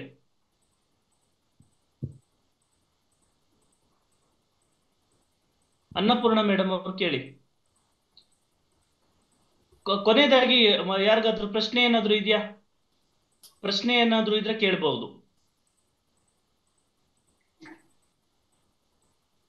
ಓಕೆ, ಪ್ರಶ್ನೆಗಳು ಇಲ್ಲ ಅಂತ ಅನ್ಸುತ್ತೆ, ಅಥವಾ ಮುಜುಗರದಿಂದ ಪ್ರಶ್ನೆಗಳು ಕೇಳ್ತಾ ಇಲ್ಲ ಅಂತ ನಾನು ಭಾವಿಸ್ತೀನಿ. ಯಾವ ರೀತಿ ತೊಂದರೆ ಇದೆ ಅಂದ್ರೆ ಅವರು ಮೆಸೇಜ್ಗಳು ಮಾಡಬಹುದು ಸರ್. ತಮ್ಮ ಒಂದು ನಂಬರ್ ಅನ್ನ ನಾವು ಕೊಡ್ತೀವಿ, ಡಿಸ್ಪ್ಲೇ ಅನ್ನ ಮಾಡ್ತೀವಿ, ನಾವು ವಿಡಿಯೋದಲ್ಲಿ ಡಿಸ್ಪ್ಲೇ ಅನ್ನ ಮಾಡ್ಲಾಗ್ತದೆ ಮೇಡಮ್. ಸೊ ಅವರು ತಮ್ಮನ್ನ ಕಾಂಟ್ಯಾಕ್ಟ್ ಮಾಡ್ತಾರೆ. ತಾವು ಹೇಳ್ದಂಗೆ ಅವರು ಫೋನ್ ಮಾಡಕ್ ಆಗ್ದಲ್ಲಿದ್ರು ತಮಗೆ ಮೆಸೇಜ್ ಮಾಡಿ ಕಾಂಟ್ಯಾಕ್ಟ್ ಅನ್ನ ಮಾಡ್ತಾರೆ. ಮತ್ತು ಈ ಒಂದು ಕಾರ್ಯಕ್ರಮದಲ್ಲಿ ನಮ್ಮ ಒಂದು ಸಂಸ್ಥೆ ವಿಧಿ ಪ್ರಜ್ಞಾ ಕರ್ನಾಟಕ ಕಾನೂನು ಸ್ವಯಂ ಸೇವಾ ಸಂಸ್ಥೆಯಿಂದ ನಾವು ಏನು ತಿಳಿಸ್ತಾ ಇದ್ದೀವಿ ಅಂತ ಹೇಳಿದ್ರೆ, ಈ ನಿಟ್ಟಿನಲ್ಲಿ ಏನು ಮಕ್ಕಳ ಮೇಲೆ ನಡೆಯೋ ಒಂದು ದೌರ್ಜನ್ಯ ವಿಚಾರದಲ್ಲಿ ಯಾವುದೇ ಶಾಲಾ ಕಾಲೇಜುಗಳಿಗೆ ಕಾನೂನಿನ ನಿಟ್ಟಿನಲ್ಲಿ ಅವ್ರಿಗೆ ಸಹಕಾರ ಬೇಕು ಅಂತಂದ್ರೆ ನಾವು ಯಾವಾಗ್ಲೂ ಸಹ ಸಿದ್ಧವಾಗಿದ್ದೀವಿ ಅಂತ ತಿಳಿಸ್ತಾ, ಮತ್ತು ಏನಾದ್ರೂ ಅವ್ರಿಗೆ ಪ್ರೋಗ್ರಾಮ್ಸ್ ಏನಾದ್ರೂ ಬೇಕಾದ್ರೆ ಅರಿವು ಕಾರ್ಯಕ್ರಮ ಏನಾದ್ರೂ ಬೇಕಾದಂತ ಸಂದರ್ಭದಲ್ಲಿ ನಾವು ಆ ಒಂದು ಅರಿವು ಕಾರ್ಯಕ್ರಮವನ್ನ ಆಶಾ ಮೇಡಮ್ ಅವರ ಒಂದು ಗೈಡೆನ್ಸ್ ನಲ್ಲಿ ನಾವು ಆ, ಒಂದು ಅರಿವು ಕಾರ್ಯಕ್ರಮಗಳನ್ನ ನಡೆಸ್ಕೊಡ್ತೀವಿ. ಮತ್ತು ಶಾಲಾ ಕಾಲೇಜುಗಳಲ್ಲಿ ಈ ಒಂದು ಕಾನೂನು ಕೇಂದ್ರದ ಒಂದು ಸಹಾಯ ಹಸ್ತ ಇರ್ತದೆ ಅಂತ ಹೇಳ್ತಾ, ಸೊ ಇವತ್ತಿನ ಒಂದು ಕಾರ್ಯಕ್ರಮಕ್ಕೆ ಬಂದು ಬಹಳ ಯಶಸ್ವಿ ಮಾಡಿಕೊಟ್ಟಂತಹ ಒಂದು ಆ ಮೇಡಮ್ ಅವ್ರಿಗೆ ಒಂದು ಹೃತ್ಪೂರ್ವಕ ಧನ್ಯವಾದಗಳನ್ನ ಅರ್ಪಿಸ್ತಾ ಇದ್ದೀವಿ. ಮೇಡಮ್ ಅವ್ರಿಗೆ ನೋಡಿ ಎಷ್ಟು ಚೆನ್ನಾಗಿ ಹೇಳೋದು ಅಂತಂದ್ರೆ ಅಷ್ಟು ಚೆನ್ನಾಗಿ ಹೇಳಿದ್ರು. ನಾನು ಅರಿವೇ ಗುರು ಅಂತ ನಾನು ಹೇಳಿದೆ. ಸೊ ಮೇಡಮು ಕೊನೆಗೆ ಅರಿವೇ ತುಂಬಾ ಇಂಪಾರ್ಟೆಂಟು ಅಂತ ಹೇಳಿದ್ರು. ಅರಿವೇ ಎಲ್ಲದಕ್ಕೂ ದಾರಿ ಅಂತಲೂ ಸಹ ಹೇಳಿದ್ದಾರೆ. ಸೊ ಈ ಒಂದು ಕಾರ್ಯಕ್ರಮದಲ್ಲಿ ನೋಡಿ, ಮುಂಚೆ ಏನು ತಂದೆ ತಾಯಿಯಂದ್ರು, ತದನಂತರ ಶಿಕ್ಷಕರು, ತದನಂತರ ಸ್ನೇಹಿತರು, ತದನಂತರ ಟಿವಿ ಮತ್ತು ಈ ಏನು ಮಾಧ್ಯಮಗಳು ಒಬ್ಬ ಏನು ವಿದ್ಯಾರ್ಥಿಯನ್ನ ಇನ್ಫ್ಲೂಯೆನ್ಸ್ ಮಾಡ್ತಾ ಇದ್ವು ಅಂತ ನಾವು ಹೇಳ್ತಾ ಇದ್ವಿ. ಆದ್ರೆ ಬರ್ತಾ ಬರ್ತಾ ಏನಾಗಿದೆ ಅಂತಂದ್ರೆ ನೋಡಿ, ಇವತ್ತು ತಂದೆ ತಾಯಂದ್ರು ಲಾಸ್ಟ್ ಆಗ್ಬಿಟ್ಟಿದ್ದಾರೆ. ಮೊದಲು ಇನ್ಫ್ಲೂಯೆನ್ಸ್ ಮಾಡ್ತಾ ಇರೋದು ಯಾವುದು ಅಂತಂದ್ರೆ ಮೊಬೈಲು, ಟಿವಿ, ಈ ಸೋಷಿಯಲ್ ಮೀಡಿಯಾಗಳು ಒಬ್ಬ ವ್ಯಕ್ತಿಯನ್ನ ಇನ್ಫ್ಲೂಯೆನ್ಸ್ ಮಾಡ್ತಾ ಇದ್ದಾರೆ. ತದನಂತರ ಫ್ರೆಂಡ್ಸು ಒಬ್ಬ ವ್ಯಕ್ತಿಯನ್ನ ಇನ್ಫ್ಲೂಯೆನ್ಸ್ ಮಾಡ್ತಾರೆ. ತದನಂತರ ಶಿಕ್ಷಕರು, ಏನಾದ್ರೂ ಆತ್ಮೀಯರಾಗಿದ್ರೆ ಶಿಕ್ಷಕರು ಹೇಳೋ ಮಾತನ್ನ ಹುಡುಗರು ಕೇಳ್ತಾರೆ. ಲಾಸ್ಟ್ ಅಲ್ಲಿ ಇವತ್ತು ತಂದೆ ತಾಯಿಯ ಮಾತನ್ನ ಕೇಳ್ತಾ ಇದ್ದಾರೆ. ಸೊ ಈ ನಿಟ್ಟಿನಲ್ಲಿ ಶಾಲಾ ಕಾಲೇಜುಗಳಲ್ಲಿ ಅರಿವು ಕಾರ್ಯಕ್ರಮ ಇಂಪಾರ್ಟೆಂಟು. ಅದರ ಜೊತೆಗೇನೆ ಮೇಡಮ್ ಹೇಳ್ತಾ ಇದ್ರು ಏನಂತಂದ್ರೆ ಜೀವನ ಕೌಶಲ್ಯಗಳು ಅಂತ ಹೇಳ್ತಾ ಇದ್ರು. ಲೈಫ್ ಸ್ಕಿಲ್ಸ್ ಕಾರ್ಯಕ್ರಮಗಳು ತುಂಬಾ ಇಂಪಾರ್ಟೆಂಟ್. ಬರೀ A+ ರ್ಯಾಂಕ್ ಅನ್ನ ತೆಗೆದ್ರೆ ಸಾಲದು, ಜೀವನ ಮಾಡೋದು ಗೊತ್ತಿರಬೇಕು. ಎಷ್ಟೋ ರ್ಯಾಂಕ್ ವಿದ್ಯಾರ್ಥಿಗಳು ಹೋಗಿ ಸೂಸೈಡ್ ಮಾಡ್ಕೊಂಡು ಸತ್ತೋಗ್ಬಿಡ್ತಾರೆ. ಮೊನ್ನೆ SLC ಅಲ್ಲಿ ಫೇಲ್ ಆದ್ರು ಅಂತ ಹೇಳಿ ಎಷ್ಟೋ ಜನ ಸೂಸೈಡ್ ಮಾಡ್ಕೊಂಡು ಸತ್ತೋಗ್ಬಿಟ್ಟಿದ್ದಾರೆ. ಸೊ ಈ ನಿಟ್ಟಿನಲ್ಲಿ ಜೀವನದ್ದು ಒಂದು ಜೀವನ ವಿಚಾರವಾಗಿ ಯಾವುದೇ ರೀತಿಯಾದಂತಹ ಮಾಹಿತಿ ಶಾಲಾ ಕಾಲೇಜುಗಳು ಕೊಡ್ತಾ ಇಲ್ಲ. ಕೇವಲ ರ್ಯಾಂಕ್ ತಗ್ಸೋ ನಿಟ್ಟಿನಲ್ಲಿ, A+ A ಗ್ರೇಡ್ ನ ತಗ್ಸೋ ನಿಟ್ಟಿನಲ್ಲಿ ಅವರು ಏನು ಒಂದು ಬಿಸ್ನೆಸ್ ಒಂದು ವಿಚಾರದಲ್ಲಿ ತಮ್ಮ ಸ್ಕೂಲ್ ಟಾಪ್ ಬರಬೇಕು, ತಮ್ಮ ಸ್ಕೂಲ್ಗೆ ಹೆಚ್ಚು ಅಡ್ಮಿಷನ್ ಆಗ್ಬೇಕು ಅನ್ನೋ ಕಾರ್ಪೊರೇಟೈಸೇಷನ್ ಒಂದು ಮನಸ್ಥಿತಿಯಲ್ಲಿ ಇವತ್ತು ಶಾಲಾ ಕಾಲೇಜುಗಳು ನಡೀತಾ ಇದೆ. ಆ ರೀತಿಯಾಗಿ ನಡಿಬಾರ್ದು. ಸೊ ಈ ನಿಟ್ಟಿನಲ್ಲಿ ಏನು ಜೀವನ ಕೌಶಲ್ಯಗಳ ತರಬೇತಿ ಕಾರ್ಯಕ್ರಮಗಳು, ಕಾನೂನು ಅರಿವು ಕಾರ್ಯಕ್ರಮಗಳು, ಜೊತೆಗೆ ಏಕಾಗ್ರತೆಯನ್ನ ಬೆಳೆಸುವಂತ ಕಾರ್ಯಕ್ರಮಗಳಾಗ್ಬೇಕು. ಏಕಾಗ್ರತೆ ತುಂಬಾ ಇಂಪಾರ್ಟೆಂಟ್. ಸೊ ಯಾವ್ದ್ರ ಮೇಲೆ ಫೋಕಸ್ ಅನ್ನ ಮಾಡಬೇಕು, ಯಾವ್ದ್ರ ಮೇಲೆ ಫೋಕಸ್ ಅನ್ನ ಮಾಡಬಾರ್ದು ಅನ್ನೋ ವಿಚಾರ ಮಕ್ಕಳುಗಳಿಗೆ ಗೊತ್ತಾಗ್ತಾ ಇಲ್ಲ. ಯಾವ್ದ್ರ ಮೇಲೆ ಫೋಕಸ್ ಅನ್ನ ಮಾಡಿದ್ರೆ ಆ ಒಂದು ಅಂಶ ಹೆಚ್ಚು ದೊಡ್ಡದಾಗಿ ಬೆಳೀತಾ ಹೋಗುತ್ತೆ. ಸೊ ಈ ನಿಟ್ಟಿನಲ್ಲಿ ಅವರು ಕೆಟ್ಟದ ಕಡೆ ಫೋಕಸ್ ಅನ್ನ ಮಾಡ್ತಾ ಇದ್ರೆ ಅದು ದೊಡ್ಡದಾಗಿ ಬೆಳೀತಾ ಹೋಗುತ್ತೆ. ಸೊ ಈ ನಿಟ್ಟಿನಲ್ಲಿ ಏಕಾಗ್ರತೆಯ ಕೊರತೆ ಎಲ್ಲರಲ್ಲೂ ಕಾಣ್ತಾ ಇದ್ದು, ಏಕಾಗ್ರತೆಯ ತರಗತಿಗಳು, ಜೀವನ ಕೌಶಲ್ಯ ತರಗತಿಗಳು, ಜೊತೆಗೆ ಮಾನವೀಯ ಮೌಲ್ಯಗಳ ತರಗತಿಗಳು, ಮಾರಲ್ ಸೈನ್ಸ್ ಅಂತ ಏನೋ ನಮ್ಮ ಸಬ್ಜೆಕ್ಟ್ ಇತ್ತು, ಈಗ ಇದೆಯಲ್ವ ಅಂತ ನನಗೂ ಸಹ ಗೊತ್ತಿಲ್ಲ, ಅದು ಶಿಕ್ಷಕರೇ ಹೇಳಬೇಕು. ಮತ್ತು ಈ ಅಡಲ್ಟ್ ಎಜುಕೇಶನ್ ನಿಟ್ಟಿನಲ್ಲಿ ಅದು ಈ ಕಾನೂನು ಅರಿವು ಕಾರ್ಯಕ್ರಮದಲ್ಲಿ, ಪೋಕ್ಸೋ ಅರಿವು ಕಾರ್ಯಕ್ರಮಗಳಲ್ಲಿ ನಡೆಸ್ಕೊಡುವಂಥದ್ದು. ಸೊ ಈ ಎಲ್ಲಾ ಒಂದು ನಿಟ್ಟಿನಲ್ಲಿ ಆದಂತ ಸಂದರ್ಭದಲ್ಲಿ ಕೇವಲ ಕಾನೂನು, ಎಲ್ಲವೂ ಕಾನೂನಿಂದ ನಾವು ಬಗೆಹರಿಸಕ್ ಸಾಧ್ಯ ಇಲ್ಲ. ಮೇಡಮ್ ಹೇಳ್ತಾ ಇದ್ರು ರುಂಡವನ್ನ ಕತ್ತರಿಸುವುದು ಅಂತ. ಎಷ್ಟು ಪ್ರಮಾಣದ ಶಿಕ್ಷೆಯನ್ನ ನಾವು ಕಾನೂನಲ್ಲಿ ಇಟ್ಟರು ಸಹ ಶಿಕ್ಷೆಯ ಏನು ಸಂಖ್ಯೆಗಳು ಕಡಿಮೆ, ಅಪರಾಧದ ಸಂಖ್ಯೆಗಳು ಕಡಿಮೆ ಆಗ್ತಾ ಇಲ್ಲ. ಸೊ ಈ ಅಪರಾಧದ ಸಂಖ್ಯೆ ಕಡಿಮೆ ಆಗ್ಲಿಕ್ಕೆ ಗ್ರಾಸ್ ರೂಟ್ ಲೆವೆಲ್ ಅಲ್ಲಿ ಮಕ್ಕಳಿಗೆ ತಿಳುವಳಿಕೆಯನ್ನ ಕೊಡ್ಬೇಕಾಗ್ತದೆ, ಅರಿವನ್ನ ಕೊಡ್ಬೇಕಾಗ್ತದೆ, ಸೊ ಜ್ಞಾನವನ್ನ ಕೊಡ್ಬೇಕಾಗ್ತದೆ. ಈ ನಿಟ್ಟಿನಲ್ಲಿ ಈ ಒಂದು ತರಗತಿ ಕಾರ್ಯಕ್ರಮವನ್ನ ಬಹಳ ಅತ್ಯಂತ ಯಶಸ್ವಿಯಿಂದ ಬಹಳ ಸೀರಿಯಸ್ ಆಗಿ ಮೇಡಮ್ ಎಷ್ಟು ಆತ್ಮೀಯವಾಗಿ ಮಾತಾಡಿದ್ರು, ಎಷ್ಟು ಒಂದು ಲವಲವಿಕೆಯಿಂದ ಆತ್ಮೀಯತೆಯಿಂದ ನಮಗೆ ವಿಷಯಗಳನ್ನ ತಿಳಿಸಿದ್ರು. ಹಾಗೆ ಸಮಾಜಕ್ಕೆ ಮತ್ತು ಶಿಕ್ಷಕರ ಜವಾಬ್ದಾರಿಗಳೇನು, ಜನಸಾಮಾನ್ಯರ ಜವಾಬ್ದಾರಿಗಳೇನು, ವಕೀಲರ ಜವಾಬ್ದಾರಿಗಳೇನು, ವೈದ್ಯರ ಜವಾಬ್ದಾರಿಗಳೇನು. ವೈದ್ಯರು ಸಹ ಎಷ್ಟೋ ಸಲ ಫೋನ್ ಮಾಡಿ ನಮ್ಮನ್ನು ಕೇಳ್ತಾರೆ, ಸರ್ ಈ ತರ ಒಂದು ಪ್ರಕರಣ ಬಂದಿದೆ, ನಾವು ಇಮಿಡಿಯೇಟ್ ಆಗಿ ಪೊಲೀಸ್ ಸ್ಟೇಷನ್ಗೆ ನಾವು ಕಂಪ್ಲೇಂಟ್ ಕೊಡ್ಬೇಕಾದ್ರೂ ನಮ್ ಕೆಲಸ ಅಲ್ವಲ್ಲ, ಅಂತ ಹೇಳಿ. ಅವಾಗ ನಾನು ಹೇಳ್ತೀನಿ ನೋಡಿ, ಆ ತರ ಹೇಳಲಿಲ್ಲ ಅಂತಂದ್ರೆ ಅದು ಡಿರೆಲಿಕ್ಷನ್ ಆಫ್ ಡ್ಯೂಟಿ ಬಿಡುತ್ತೆ. ಸೊ ನಿಮ್ಮನ್ನು ಸಹ FIR ನಲ್ಲಿ ಹಾಕುವಂತ ಸಂದರ್ಭ ಇರ್ತದೆ. ನಾವು ದಯವಿಟ್ಟು ನೀವು ಕನ್ಸರ್ನ್ ಪೊಲೀಸ್ ಸ್ಟೇಷನ್ಗೆ ಅಂಡರ್ ಏಜ್ ಪ್ರೆಗ್ನೆನ್ಸಿ ಇರುವಂತ ಕೇಸ್ ಬಂದಾಗ ನೀವು ಇನ್ಫಾರ್ಮ್ ಮಾಡಬೇಕು ಅಂತ. ಸೊ ಶಿಕ್ಷಕರು ಅಷ್ಟೇನೆ, ಯಾವುದೇ ಒಂದು ಪ್ರಕರಣ ಅವರು ತಮ್ಮ ಮುಂದೆ ಬಂದಂತ ಸಂದರ್ಭದಲ್ಲಿ ಕಾನೂನಿಗೆ ಅಥವಾ ಕೋರ್ಟ್ಗೆ ಅಲಿಬೇಕಾಗತ್ತಲ್ಲಪ್ಪ ಅಂತ ಹೇಳಿ ತಾವು ಸುಮ್ಮನಿದ್ಬಿಟ್ರೆ ಅದು ಸಹ ಒಂದು ಅಪರಾಧ ಆಗುತ್ತೆ. ಅದು ಅಬೇಟ್ಮೆಂಟ್ ಲೆಕ್ಕಾಚಾರದಲ್ಲಿ ಅದ್ರ ಮೇಲೂ ಸಹ ತಮ್ಮ ಮೇಲೆ ಪ್ರಕರಣ ದಾಖಲಾಗ್ತದೆ. ಈ ನಿಟ್ಟಿನಲ್ಲಿ ತಾವು ಯಾವುದೇ ಒಂದು ಪ್ರಕರಣ ತಮ್ಮ ಒಂದು ಗಮನಕ್ಕೆ ಬಂದಂತ ಸಂದರ್ಭದಲ್ಲಿ ಪ್ರಿನ್ಸಿಪಾಲ್ನವ್ರಿಗೆ ಹೇಳುವಂಥದ್ದು, ಪ್ರಿನ್ಸಿಪಾಲ್ನವರು ಆ ಒಂದು ಜಿಲ್ಲಾ ಕೇಂದ್ರದ ಏನು CDPO ಅಂತ ನಾವೇನು ಹೇಳ್ತೀವಿ ಅಧಿಕಾರಿ, ಅವ್ರಿಗೆ ತಿಳಿಸುವಂಥದ್ದು, ಇಲ್ಲಾಂದ್ರೆ ಮಕ್ಕಳ ಕಲ್ಯಾಣ ಇಲಾಖೆ ಅವ್ರಿಗೆ ತಿಳಿಸುವಂಥದ್ದು, ಅಥವಾ ಚೈಲ್ಡ್ ಜಿಲ್ಲಾ ಮಕ್ಕಳ ರಕ್ಷಣಾ ಘಟಕಕ್ಕೂ ತಿಳಿಸಬಹುದು ಸರ್. ತಿಳಿಸುವಂಥದ್ದು ಎಲ್ಲವೂ ಸಹ ಮಾಡ್ಬೇಕು, ಒಂದು ಅಟೆಂಪ್ಟ್ ನ ಮಾಡ್ಬೇಕು. ಸುಮ್ಮನೆ ಇದ್ಬಿಟ್ರೆ ನೋಡಿ, ignorance of law is of no excuse ಅಂತ. ನನಗೆ ಕಾನೂನು ಗೊತ್ತಿಲ್ಲ, ಸೊ ಹಾಗಾಗಿ ನನ್ನನ್ನು ಬಿಟ್ಬಿಡಿ, ನನ್ನನ್ನು ಕ್ಷಮಿಸ್ಬಿಡಿ ಅಂತಂದ್ರೆ ಕಾನೂನು ದಯವಿಟ್ಟು ಕ್ಷಮಿಸೋದಿಲ್ಲ. ಈ ನಿಟ್ಟಿನಲ್ಲಿ ಕಾನೂನು ಅರಿವು ಬಹಳ ಇಂಪಾರ್ಟೆಂಟ್ ಆಗ್ತದೆ. ಈ ಒಂದು ತರಗತಿಗಳು, ತರಬೇತಿ ಕಾರ್ಯಕ್ರಮ ಎಲ್ಲಾ ಕಡೆ ನಡೀಲಿ ಅಂತ ಹೇಳ್ತಾ, ಈ ಒಂದು ನಾವು ಏನು ಒಂದು ಇನಿಷಿಯೇಷನ್ ನಾವು ತಗೊಂಡಿದ್ದೀವಿ ಒಂದು ಸಂಸ್ಥೆ ಅಡಿಯಿಂದ.